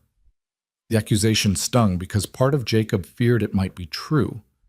Was he in love with Abigail, or was he just desperately trying to fill the Sarah-shaped hole in his life with the nearest available woman? But no, what he felt for Abigail was distinct, different from what he'd felt for Sarah. It wasn't replacement. It was something new, born from shared grief and unexpected connection. I'm not replacing Sarah, he said firmly. What I feel for Abigail is separate. real. And I think she feels it too. Which makes this even more complicated, Catherine said. Because if you do care about each other, then you're trapped. Too soon to act on those feelings without causing scandal. Too late to pretend they don't exist. So what's your solution, Mr. Hollis? Keep her here in limbo, destroying both your reputations, unable to move forward or back? Before Jacob could answer, the door opened and Abigail stepped back inside. Her eyes were red from crying, but her expression was composed, determined. Catherine's right, she said without preamble. I need to leave. Jacob felt his chest constrict. Abigail, no, listen to me, both of you. She moved to stand by the fire, her back to them both. I've been hiding here, using Emma as an excuse to avoid facing my grief, my life, my future. That's not fair to her, and it's not fair to you, Jacob. You haven't been hiding? Yes, I have. Abigail turned to face him, her expression anguished. Every time I hold her, every time I feed her, I pretend she's Thomas. I pretend my baby didn't die, that my husband is just out working and will be home for supper.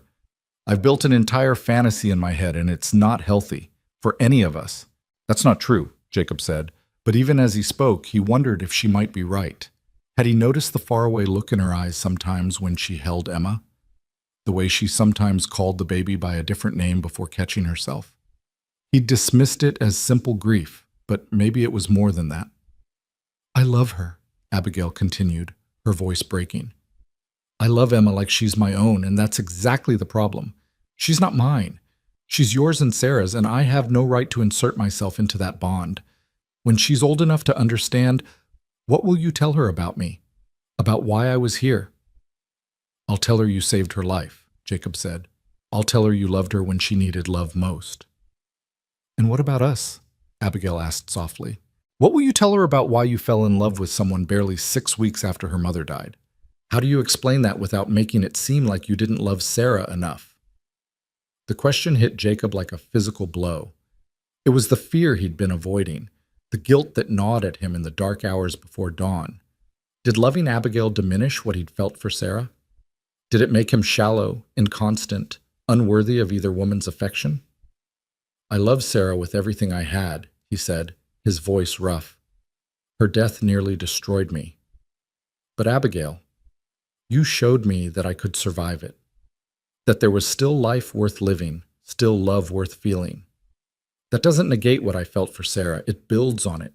She taught me how to love, and now I'm using those lessons to love again.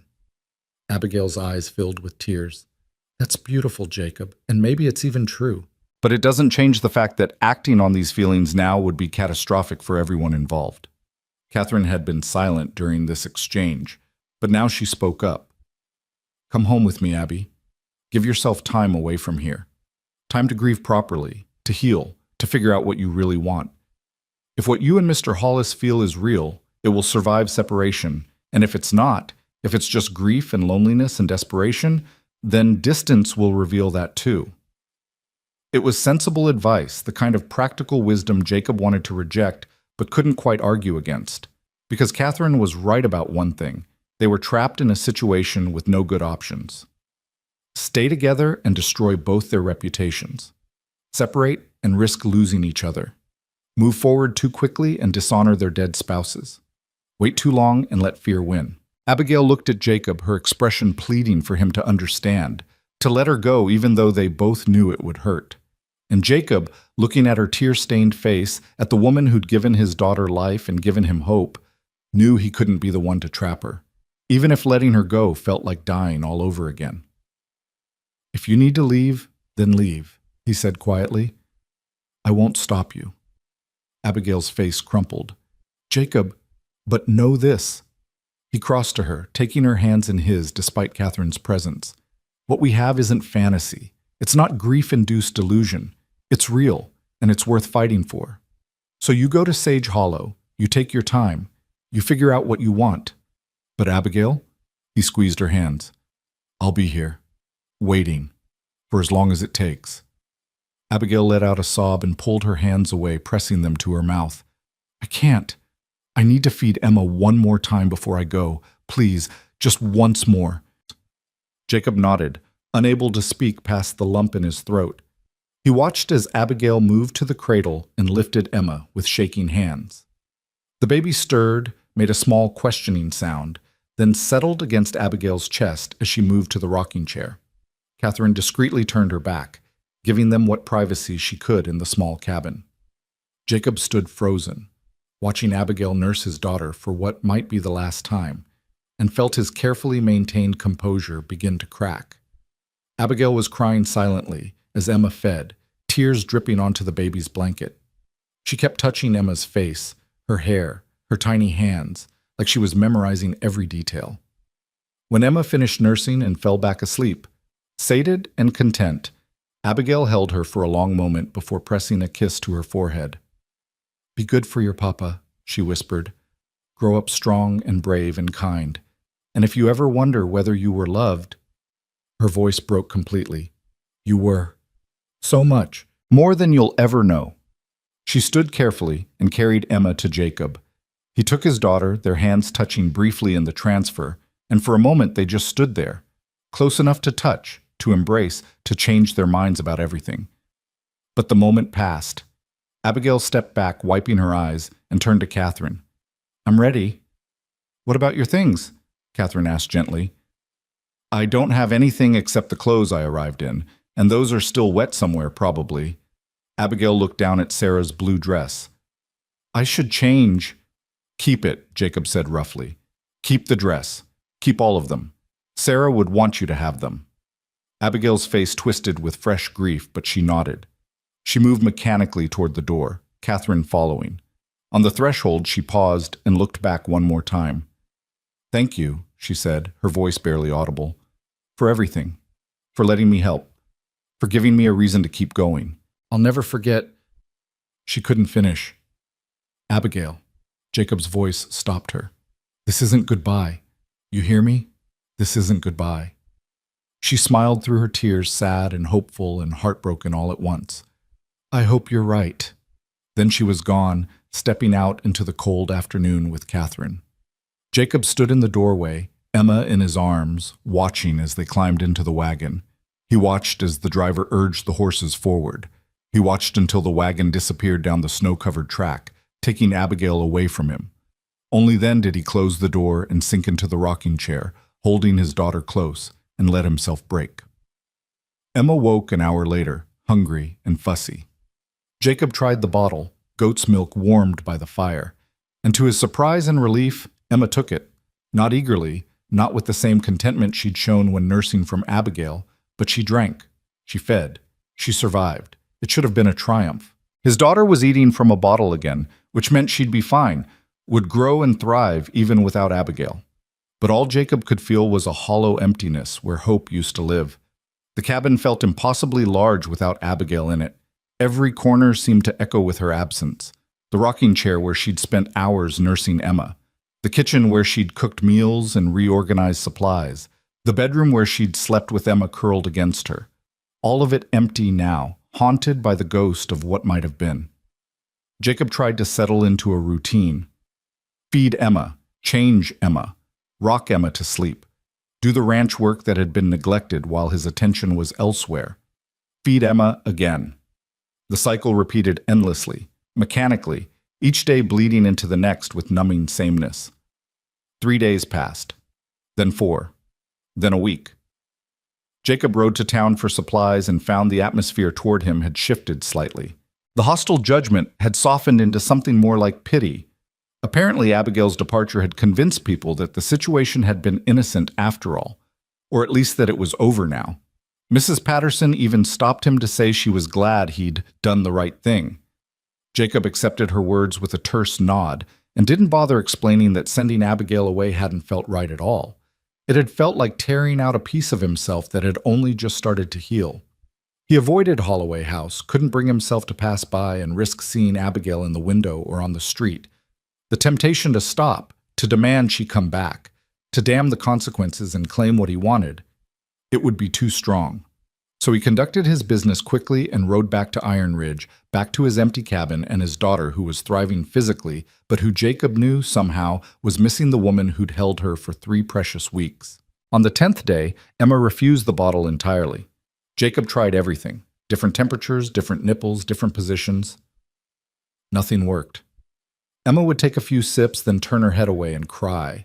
Not the hungry, desperate crying she'd done before Abigail arrived, but a different sound, confused, almost betrayed. Like she couldn't understand why the comfort she'd known had been taken away. By evening, Jacob was frantic. Emma had barely eaten all day, and the familiar terror from weeks ago was creeping back. What if she stopped eating entirely? What if she made herself sick? He couldn't lose her, not after everything. He saddled Ranger in the dark, wrapped Emma in blankets, and rode through the night to Sage Hollow. Holloway House was dark except for a single lamp burning in a downstairs window. Jacob tied Ranger and carried Emma to the door, pounding on it with more force than was probably necessary. A few minutes later, a disgruntled-looking man in a nightshirt answered. Catherine's hired hand, probably. "We're closed. I need to see Abigail Rowe," Jacob said. "It's an emergency." The man looked at Emma, fussing in Jacob's arms, and his expression softened. "Wait here." He disappeared back into the house. Jacob waited, bouncing Emma gently, whispering reassurances he didn't feel. 5 minutes passed. 10. Then the door opened again and Abigail stood there, wrapped in a robe, her hair loose around her shoulders. She looked terrible, eyes red and swollen, face drawn, like she hadn't slept in days. But when she saw Emma, her expression transformed into something like salvation. "Jacob, is she all right?" "She won't eat," Jacob said, his voice breaking. "She took bottles for a few days, but today she refused everything. I tried, Abigail. I tried everything I could think of, but she wants—" He stopped, the truth too hard to speak. "She wants me," Abigail finished softly. Her hands were already reaching for the baby before she seemed to realize what she was doing. She pulled them back. "Jacob, I can't—" I know it's not fair to ask, but please, just tonight, just help me get her eating again, and I'll figure out the rest. Please, Abigail." He could see the war playing out across her face. The desperate desire to help warring with the knowledge that doing so would undo all the distance she'd tried to create. Behind her, Catherine appeared at the top of the stairs. "Abby, what's going on?" Abigail looked up at her sister, then back at Jacob and Emma. The baby was crying harder now, reaching toward Abigail with little grasping hands like she knew salvation was close if only the adults would cooperate. "I'm sorry," Abigail whispered to Catherine. Then louder, "I have to. I can't let her starve." She took Emma from Jacob's arms, and the baby immediately quieted, nuzzling against her chest. Abigail's body responded instantly. Jacob could see the wetness spreading through her nightgown, her breasts preparing to feed a child they'd been aching for. "Come inside," Catherine said from the stairs, her voice resigned, "before someone sees you and starts the gossip all over again." Jacob followed Abigail into the house, into a small sitting room where she settled immediately into a chair and began unbuttoning her nightgown. Jacob turned away, giving her privacy, but he could hear the soft sounds of Emma latching, beginning to nurse, and relief flooded through him so intensely it made him dizzy. Catherine appeared with a blanket, which she draped over Abigail and Emma. Then she turned to Jacob, her expression stern. "You shouldn't have come here." "I had no choice."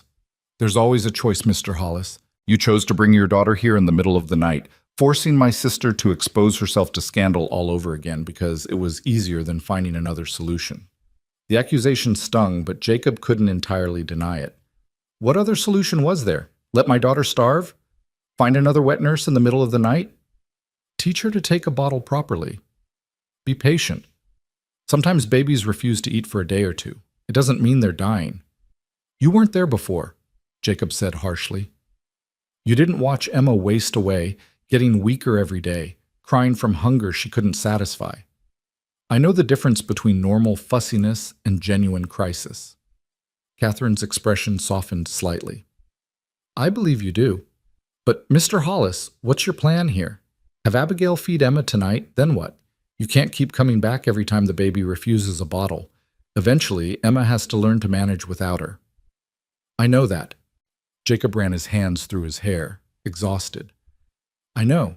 But tonight I just needed her to eat." From the chair, Abigail spoke up. "It's all right, Kathy, I don't mind. Really." "That's exactly the problem," Catherine said. "You don't mind sacrificing yourself for them. But Abby, you need to think about your own future, about what happens when Mr. Hollis eventually finds a new wife.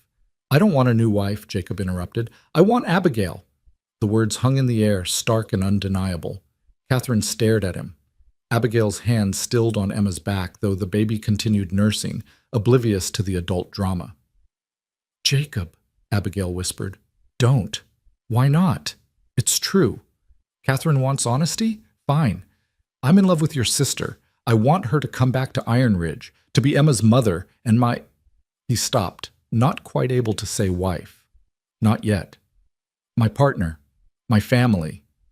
Catherine's laugh was sharp and incredulous. You're mad. Both of you are mad. Your spouses have been dead barely 2 months, and you're talking about marriage? I'm talking about survival, Jacob corrected. About 3 people who need each other finding a way to be together. Is that really so insane? Yes, Catherine threw up her hands. Yes, Mr. Hollis, it is insane. It's rushed and improper and doomed to fail. You're not thinking clearly. Neither of you are. Maybe not, Jacob admitted, but I know what I feel. And I know that these past 10 days without Abigail have been the longest, loneliest days of my life. Worse than the month after Sarah died, because then I didn't know what I was missing. Now I do. Abigail made a small sound, not quite a sob, not quite a laugh. Emma had finished nursing and had fallen asleep, milk-drunk and content. Abigail adjusted her nightgown and shifted the baby to her shoulder, patting her back gently. This is impossible, she said finally. You know that, right? There's no way this ends well. Maybe, Jacob said. Or maybe we make our own ending. How? By defying the entire town? By letting them call us terrible names and shun us from decent society? If that's what it takes. And Emma? Abigail looked down at the sleeping baby. What about when she's old enough to understand the scandal?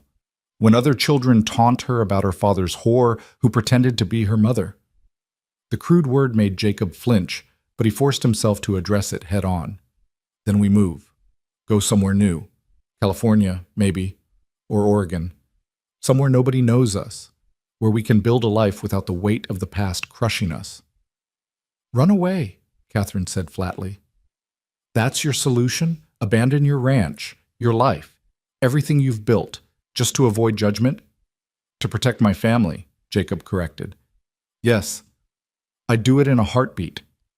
Abigail was crying again, silent tears streaming down her face. Jacob, you can't ask me to let you make that sacrifice. It's too much. I'm not asking. I'm telling you that's what I'll do. What I want to do. He moved closer, kneeling beside her chair. Abigail, I know it's fast, I know it seems crazy, but when you know something is right, does timing really matter? Yes, Catherine said firmly. Timing matters enormously. You need to grieve properly, both of you. You need to process your losses before you can even think about moving forward. And what if moving forward is how we grieve? Jacob asked. What if helping each other survive is the only way either of us can process what happened? Catherine opened her mouth to argue further, but Abigail cut her off. Kathy, please, could you give us a moment alone? Catherine looked like she wanted to refuse, to protect her sister from making what she clearly saw as a terrible mistake. But something in Abigail's expression must have convinced her, because she nodded reluctantly. 5 minutes. Then I'm coming back and Mr. Hollis is leaving. She swept out of the room, and Jacob and Abigail were alone except for sleeping Emma. You shouldn't have come here, Abigail said softly. You're making this so much harder. Good. It should be hard, because what we have, what we could have, is worth fighting for. But what do we actually have, Jacob? Abigail's voice was pleading. 3 weeks of living together under extraordinary circumstances. Grief and desperation and need all tangled up together. That's not a foundation for a life.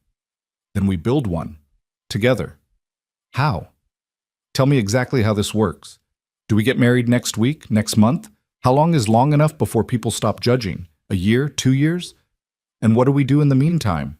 Keep meeting in secret? Keep feeding Emma until she's old enough to eat solid food and doesn't need me anymore? Jacob realized he didn't have answers to those questions. He'd been so focused on the feeling, on the certainty that what they had was real and worth preserving, that he hadn't thought through the practical details of how to actually make it work. "I don't know," he admitted. "But Abigail, I know that I'd rather face an uncertain future with you than a certain one without you. Doesn't that mean something?" Abigail looked down at Emma, stroking the baby's soft hair. "It means you're grieving and lonely and terrified of losing someone else you love. It doesn't necessarily mean we should get married." "But you do love Emma. You can't deny that." "Of course I love her." Abigail's voice broke. "I love her so much it physically hurts. But Jacob, that's exactly why I can't stay. Because eventually, Emma will be old enough to remember me, to understand that I'm not her real mother. And when that day comes, how do we explain why I'm here? What my role is? It's confusing and complicated, and she deserves better than that." She deserves to be loved," Jacob said fiercely, "by as many people as possible. Sarah's dead. She can't love Emma anymore, but you can. You do. Why is that wrong?" "It's not wrong. It's just—" Abigail struggled for words. "It's incomplete. I can love her, can be a mother to her in every way that matters, but only if we're willing to make it permanent, to give Emma the security of knowing I'll always be there. And Jacob, I don't know if I can promise that when everything is so uncertain." Jacob's heart leaped. "So make it certain. Marry me." Abigail stared at him, shocked. "Jacob, I know it's fast. I know people will talk. But Abigail, if we're going to do this, if we're going to be a family, then let's really do it. Let's make it permanent and real and legal, so Emma always knows you're hers and she's yours." "You're serious, completely." Abigail shook her head, looking overwhelmed. "This is insane. We barely know each other. I don't even know your middle name or what you like for breakfast or whether you snore." "James, eggs and bacon. And I do, apparently. Sarah used to complain about it." Jacob smiled despite the seriousness of the moment. "There. Now you know. What else do you need?" "Time," Abigail said desperately. "I need time to think, to breathe, to figure out if what I feel is real or just desperation masquerading as love." "How much time?" "I don't know. Months, probably. Long enough to be sure." "And in those months, what happens to Emma? To us?" Abigail closed her eyes, looking pained. "I don't know, Jacob. I don't have all the answers. I'm barely holding myself together as it is." Jacob reached out and covered her hand with his. "Then hold together with me. Let's figure it out as we go, together." Before Abigail could respond, Catherine reappeared in the doorway. "Time's up. Mr. Hollis, you need to leave before someone sees you here and starts the gossip all over again." Jacob stood reluctantly. Abigail rose too, still holding Emma, and they stood facing each other in the dim sitting room of Holloway House, the air thick with everything unsaid. "Think about it," Jacob said quietly. "That's all I ask. Think about whether you can imagine a future with us, and if you can—" He stopped, swallowed hard. "Come home, Abigail. Please come home." He left before she could answer, before Catherine could usher him out, before he could see whether Abigail's expression held hope or heartbreak, or some mixture of both. The ride back to Iron Ridge seemed endless. Jacob's mind raced with everything that had been said, everything that remained uncertain. He'd proposed to a woman he'd known for less than a month. He'd offered to upend his entire life, to move across the country if necessary, all to be with someone the world would judge him for wanting. It was insane. Catherine was right about that. But it was also the most certain thing Jacob had felt since Sarah died. Now he just had to wait and see if Abigail felt the same way. The dawn broke cold and clear over Iron Ridge, painting the snow-covered landscape in shades of pink and gold. Jacob stood at the window with Emma in his arms, watching the sun rise and wondering if Abigail was watching the same sunrise from Catherine's boarding house 15 miles away. The baby had taken a bottle this morning, reluctantly, with much fussing, but she'd taken it. Small victories, Jacob told himself. They'd survive this, one small victory at a time. But survival wasn't the same as living, and Jacob was beginning to understand the difference. 3 days passed with no word from Abigail. Jacob threw himself into ranch work with almost desperate intensity, repairing fences that didn't need repair, reorganizing the barn, chopping enough firewood to last 2 winters. Anything to keep his hands busy and his mind from dwelling on the woman who'd walked out of his life, taking most of his hope with her. Emma seemed to sense his distraction. She was fussier than usual, crying at odd hours, refusing to sleep unless Jacob walked her around the cabin singing the lullabies Abigail used to sing. He tried to remember all the words, stumbled over verses, made up new ones when memory failed. It didn't matter. Emma just needed to hear a voice, to feel motion, to know she wasn't alone. Jacob understood the feeling. On the fourth day, a letter arrived. The writer who delivered it was young, maybe 17, working for the postal service that ran between Sage Hollow and the outlying ranches. He handed Jacob the envelope with barely concealed curiosity. Everyone knew about the scandal by now, and a letter from town was bound to fuel more speculation. Jacob waited until the writer had left before opening it. His hands shook as he unfolded the single page, recognizing Abigail's neat handwriting immediately. "Dear Jacob," it began, and his heart clenched at the formality. "I've been doing a lot of thinking these past few days. Catherine believes I'm being foolish, that I'm confusing gratitude and loneliness with love. She might be right. I don't know anymore. What I do know is that I can't stop thinking about Emma, about you, about the life we almost had for 3 beautiful, impossible weeks." Jacob's throat tightened. He read on. "You asked me to come home, and part of me wants nothing more. But I'm scared, Jacob. Scared of making a mistake that will hurt all 3 of us. Scared of dishonoring Thomas and Sarah. Scared of what people will say, what Emma will face growing up. But most of all, I'm scared that if I don't take this chance, I'll spend the rest of my life wondering what might have been." His pulse quickened. "I need to know something first. I need to know that you're certain, truly certain, that this is what you want. Not because Emma needs feeding, not because you're lonely, but because you genuinely believe we could build something real together. If you are, then meet me. There's a place Sarah and I used to visit about 3 miles north of Iron Ridge, a meadow with a single oak tree in the middle. She talked about it often, said it was where she felt closest to peace. If you can meet me there tomorrow at noon, alone, we'll talk. Really talk. Without sisters or babies or distractions. And then we'll decide together what comes next." The letter was signed simply Abigail, but at the bottom she'd added a postscript. "I'm trusting you to know where I mean. If you don't, then maybe we don't know each other well enough after all." Jacob's mind raced. A meadow with an oak tree, 3 miles north. Sarah had mentioned it, not often, but enough. She'd called it her thinking place, had ridden there sometimes when she needed solitude. Jacob had been there once, maybe twice, early in their marriage. He could find it again. The fact that Abigail knew about it, that Sarah had shared that private place with her during their conversations, felt significant. Like Sarah was somehow giving her blessing from beyond the grave. Jacob looked at Emma, sleeping peacefully in her cradle. He couldn't take her with him. Abigail had been clear about that. But he couldn't leave her alone either, not for the hours it would take to ride to the meadow and back.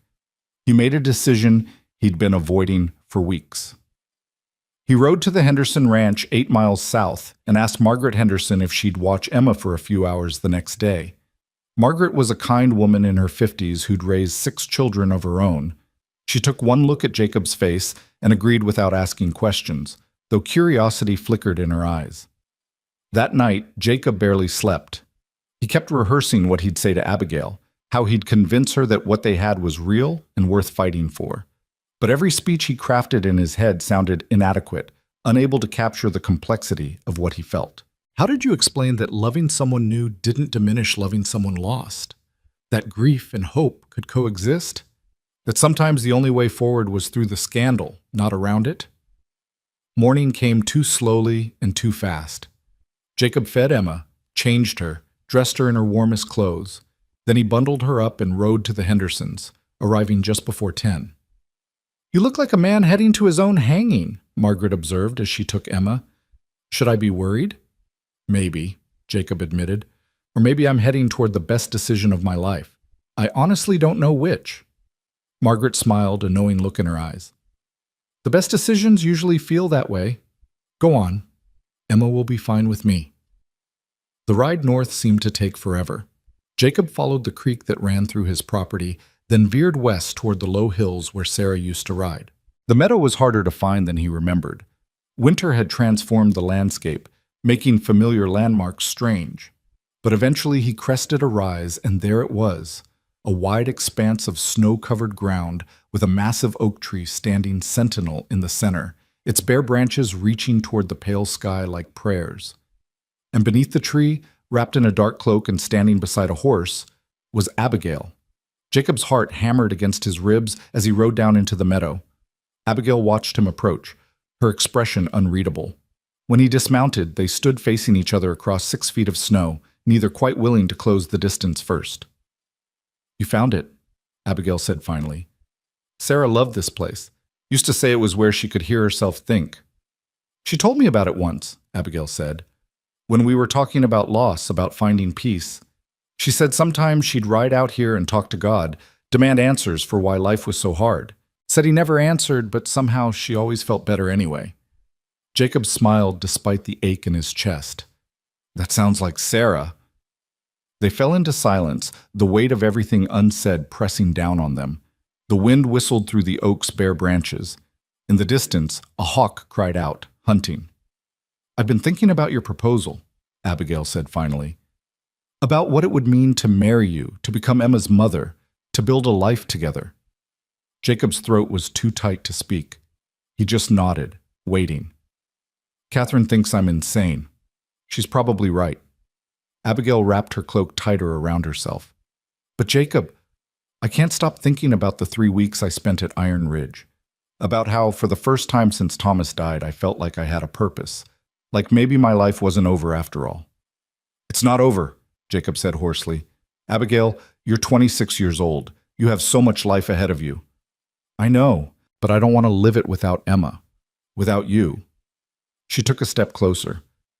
"That's what terrifies me most. Not what people will say, not the scandal, not even whether it's too soon. I'm terrified because I know in my bones that if I walk away now, I'll regret it for the rest of my life." Jacob closed the remaining distance between them in 3 long strides. "Then don't walk away. Stay. Marry me. Let's build something together out of all this grief and loss." "But what about Sarah?" Abigail's eyes were brimming with tears. "What about Thomas? Don't we owe them?" "We owe them happiness," Jacob interrupted firmly. "We owe them the promise to keep living, to find joy again, to not let their deaths destroy us completely.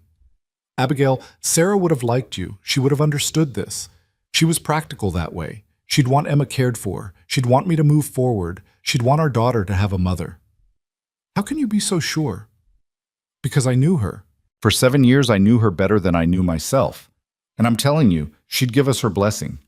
Abigail reached up and touched Jacob's face, her cold fingers gentle against his bearded cheek. "What about Thomas? Do you think he'd understand? That his mother found love again?" "I think Thomas would want his mother to be happy," Jacob said. "I think any child would want that." Abigail let out a sound between a laugh and a sob. "We're really doing this, aren't we? We're actually going to get married and face down the entire town and raise Emma together." "If you'll have me," Jacob said. Then, because the moment seemed to require it, he dropped to one knee in the snow. "Abigail Rowe, will you marry me? Will you be Emma's mother and my wife and my partner in whatever comes next?" Abigail looked down at him, tears streaming freely now, and for a heart-stopping moment Jacob thought she might say no, might turn and ride away, choosing safety and propriety over the messy uncertainty of what they could build together. But then she smiled, really smiled, bright and genuine and full of hope. "Yes," she whispered. "Yes, Jacob. I'll marry you." Jacob surged to his feet and pulled her into his arms, holding her tight while she cried against his chest. She was solid and real, and here, choosing him, choosing Emma, choosing a future that wouldn't be easy but would be theirs. "When?" he asked when she'd calmed enough to pull back slightly. "How soon can we do this?" Abigail laughed, a watery sound. "Eager?" "Terrified you'll change your mind." "I won't," she said with more certainty than she'd shown yet. "But Jacob, we need to do this right. Not run off and elope like we're ashamed. We stand up in front of the town and do it properly, show them we're not hiding. That's going to make things harder." "I know, but we owe it to Emma to give her a legitimate start. To make sure no one can ever question whether she's really ours. Jacob understood what she meant. The scandal of their swift courtship would follow them regardless. But if they married properly, legally, publicly, at least Emma would be protected. She'd be Abigail's daughter in the eyes of the law and the church, not just in their hearts. All right, he agreed, we do it publicly, but soon, I don't want to wait months, Egg. A month, Abigail said. Give people time to adjust to the idea, to see that we're serious, and give us time to be sure. I'm already sure. I know. But we've been apart less than 2 weeks. Let's court properly. Let people see us together. Let them understand this isn't some hasty mistake born of desperation. She cupped his face in both hands. I want to marry you, Jacob, but I want to do it in a way we won't regret. He understood the wisdom in her words, even if he didn't like them, so he agreed. 1 month of courtship. 1 month of letting the town see them together, judge them, whisper about them. 1 month of proving that what they had was real. And then they'd marry. Scandal be damned. They talked for another hour beneath Sarah's oak tree, making plans, discussing logistics, figuring out how to navigate the complicated waters ahead. Abigail would move back to Iron Ridge in a week. Not into the cabin, not yet, but to a small cabin on the property that had once housed a ranch hand. Close enough to help with Emma, far enough to preserve some semblance of propriety. Jacob would speak to Pastor Williams about marrying them, would face down whatever judgment came from the church council. They'd invite the whole town to the wedding, make it clear they had nothing to hide and nothing to be ashamed of. It wouldn't be easy. People would talk. Some would refuse to attend, would shun them both. But others, the ones who mattered, would understand. Would see a man and woman trying to build something good from tragedy, trying to give an orphaned baby the mother she needed. When they finally rode back toward town together, Jacob felt lighter than he had in months. The future was uncertain, the path ahead rocky and full of obstacles. But Abigail rode beside him, her face turned toward the winter sun, and that was enough. The next few weeks passed in a blur of activity and gossip and grudging acceptance. News of their engagement spread through Sage Hollow like wildfire, sparking outrage in some quarters and surprising support in others. Mrs. Henderson spoke up for them, telling anyone who'd listen that Emma needed a mother and Jacob deserved happiness. Doc Morrison, who delivered Emma and treated Sarah in her final days, publicly stated that the arrangement was practical and kind, not scandalous. But others weren't so understanding. The church council called a special meeting to discuss whether Pastor Williams should perform the ceremony. Some members argued it was too soon, that Jacob was dishonoring Sarah's memory, but the pastor himself shut down that talk. Sarah Hollis was a practical woman who loved her daughter more than anything, he said firmly. If she were here, she'd want Emma cared for properly. She'd want Jacob to find happiness again. Who are we to stand in judgment of two people trying to heal? The vote passed, narrowly, and the wedding was set for the last Saturday in January. Abigail moved into the ranch hand's cabin as planned, small and drafty, but adequate. She spent her days caring for Emma while Jacob worked, and slowly the three of them fell into a new rhythm. Different from before, more careful and proper, but still fundamentally right. Emma thrived under Abigail's care, growing plumper by the day, her smiles more frequent. She'd started making cooing sounds that might someday become words, reaching for objects with increasing coordination, and whenever Abigail picked her up, the baby's whole face lit with recognition and joy. In the evenings, Jacob and Abigail sat in the main cabin with Emma between them, talking about everything and nothing, learning each other properly now, without the urgency of crisis driving them. Abigail told stories about growing up with 6 siblings, about teaching school alongside her mother, about falling in love with her husband at a church picnic. Jacob shared memories of building the ranch, of his parents back in Missouri, of the dreams he'd harbored before life got complicated. And sometimes, carefully, they talked about Sarah and Thomas, keeping their memories alive, refusing to let grief turn into silence.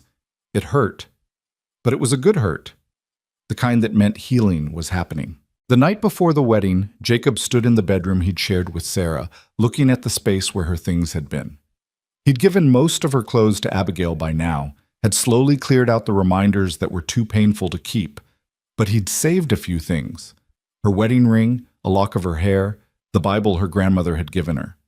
These he placed carefully in a small wooden box he'd carved, then set the box on a high shelf where Emma could have it someday when she was old enough to understand. "I hope I'm doing the right thing," he said to the empty room, to Sarah's ghost, to whatever remained of the woman he'd loved. "I hope you understand. I hope you'd approve." The room offered no response, but somehow Jacob felt at peace. Sarah was gone, truly gone, and no amount of guilt or waiting would bring her back. But Abigail was here, alive and real, and willing to build a future with him. And that was a gift he didn't intend to squander. The wedding took place on a bright, brutally cold Saturday afternoon. About half the town showed up, more than Jacob had expected, fewer than a traditional wedding would have drawn.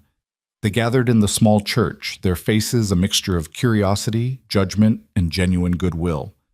Abigail walked down the aisle alone, carrying Emma against her shoulder. She'd insisted on this, wanted the town to see that this wedding was about creating a family, not just joining two lonely people. She wore a simple dress, pale blue instead of white, and her hair was pinned up simply. She looked beautiful and terrified and determined all at once. Jacob waited at the altar, his hands shaking despite his best efforts to appear calm. When Abigail reached him and he saw Emma nestled contentedly in her arms, his daughter looking healthy and happy and loved, his eyes filled with tears. Pastor Williams kept the ceremony short and simple. There were no elaborate vows, no lengthy speeches about the sanctity of marriage, just the basics.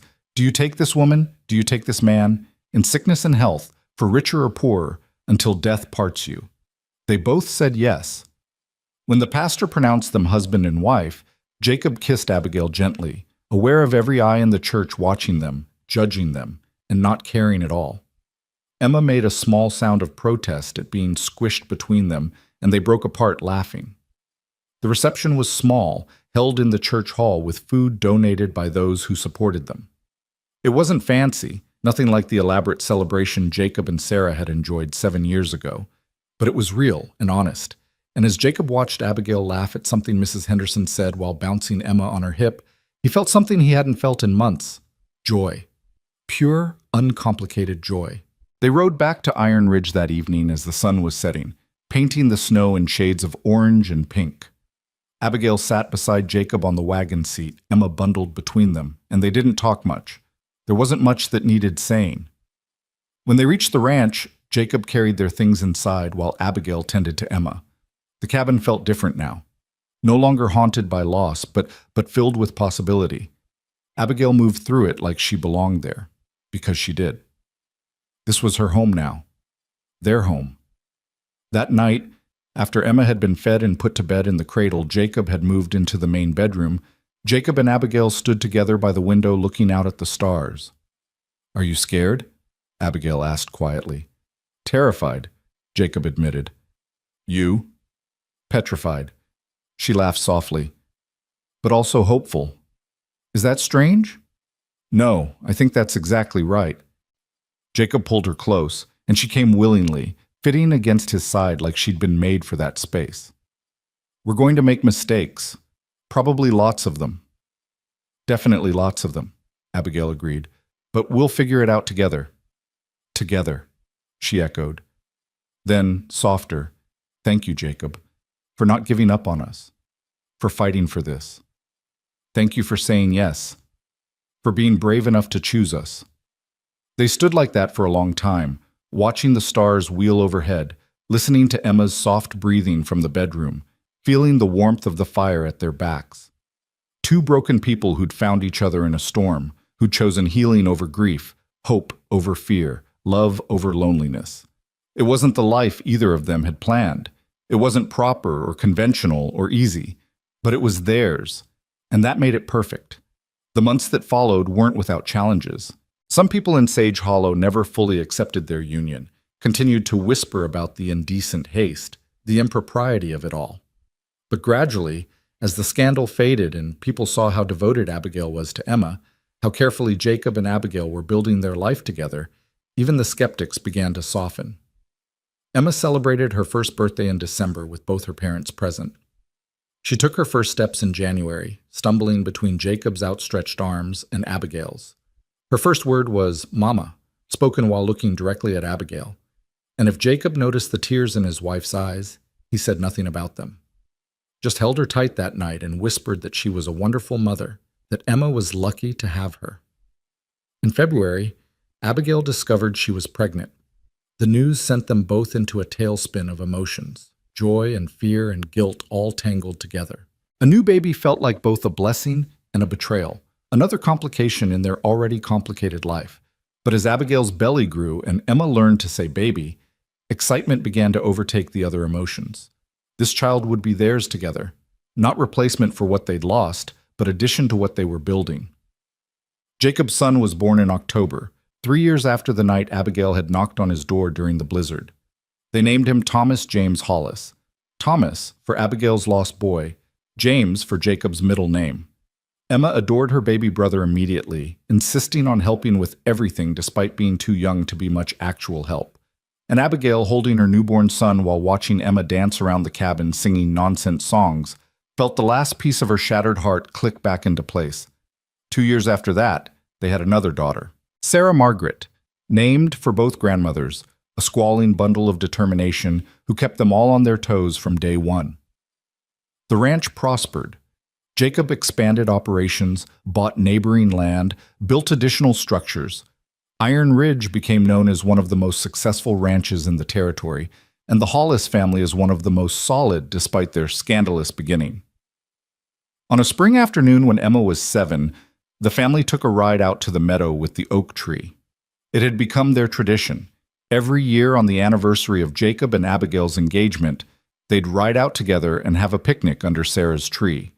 Emma ran ahead with Thomas, both children shrieking with laughter as they chased each other through the new grass. Baby Sarah slept in Abigail's arms, content and peaceful. Jacob and Abigail walked slowly, hand in hand, watching their children play. "Do you ever regret it?" Jacob asked. It was a question he had asked before, probably would ask again. Choosing this life? Choosing us? Abigail didn't answer immediately. She watched Emma help Thomas climb a low branch of the oak tree, her face thoughtful. "Sometimes I wonder what my life would have been like if I'd never gotten lost in that storm," she said finally. "If I'd made it to Catherine's boarding house, grieved properly, eventually moved on in whatever way was expected, maybe remarried eventually, had more children, lived a respectable, unremarkable life." Jacob's chest tightened, but he waited. "But then I look at Emma, at Thomas, at baby Sarah, at you, and I realize this is the life I was meant to have.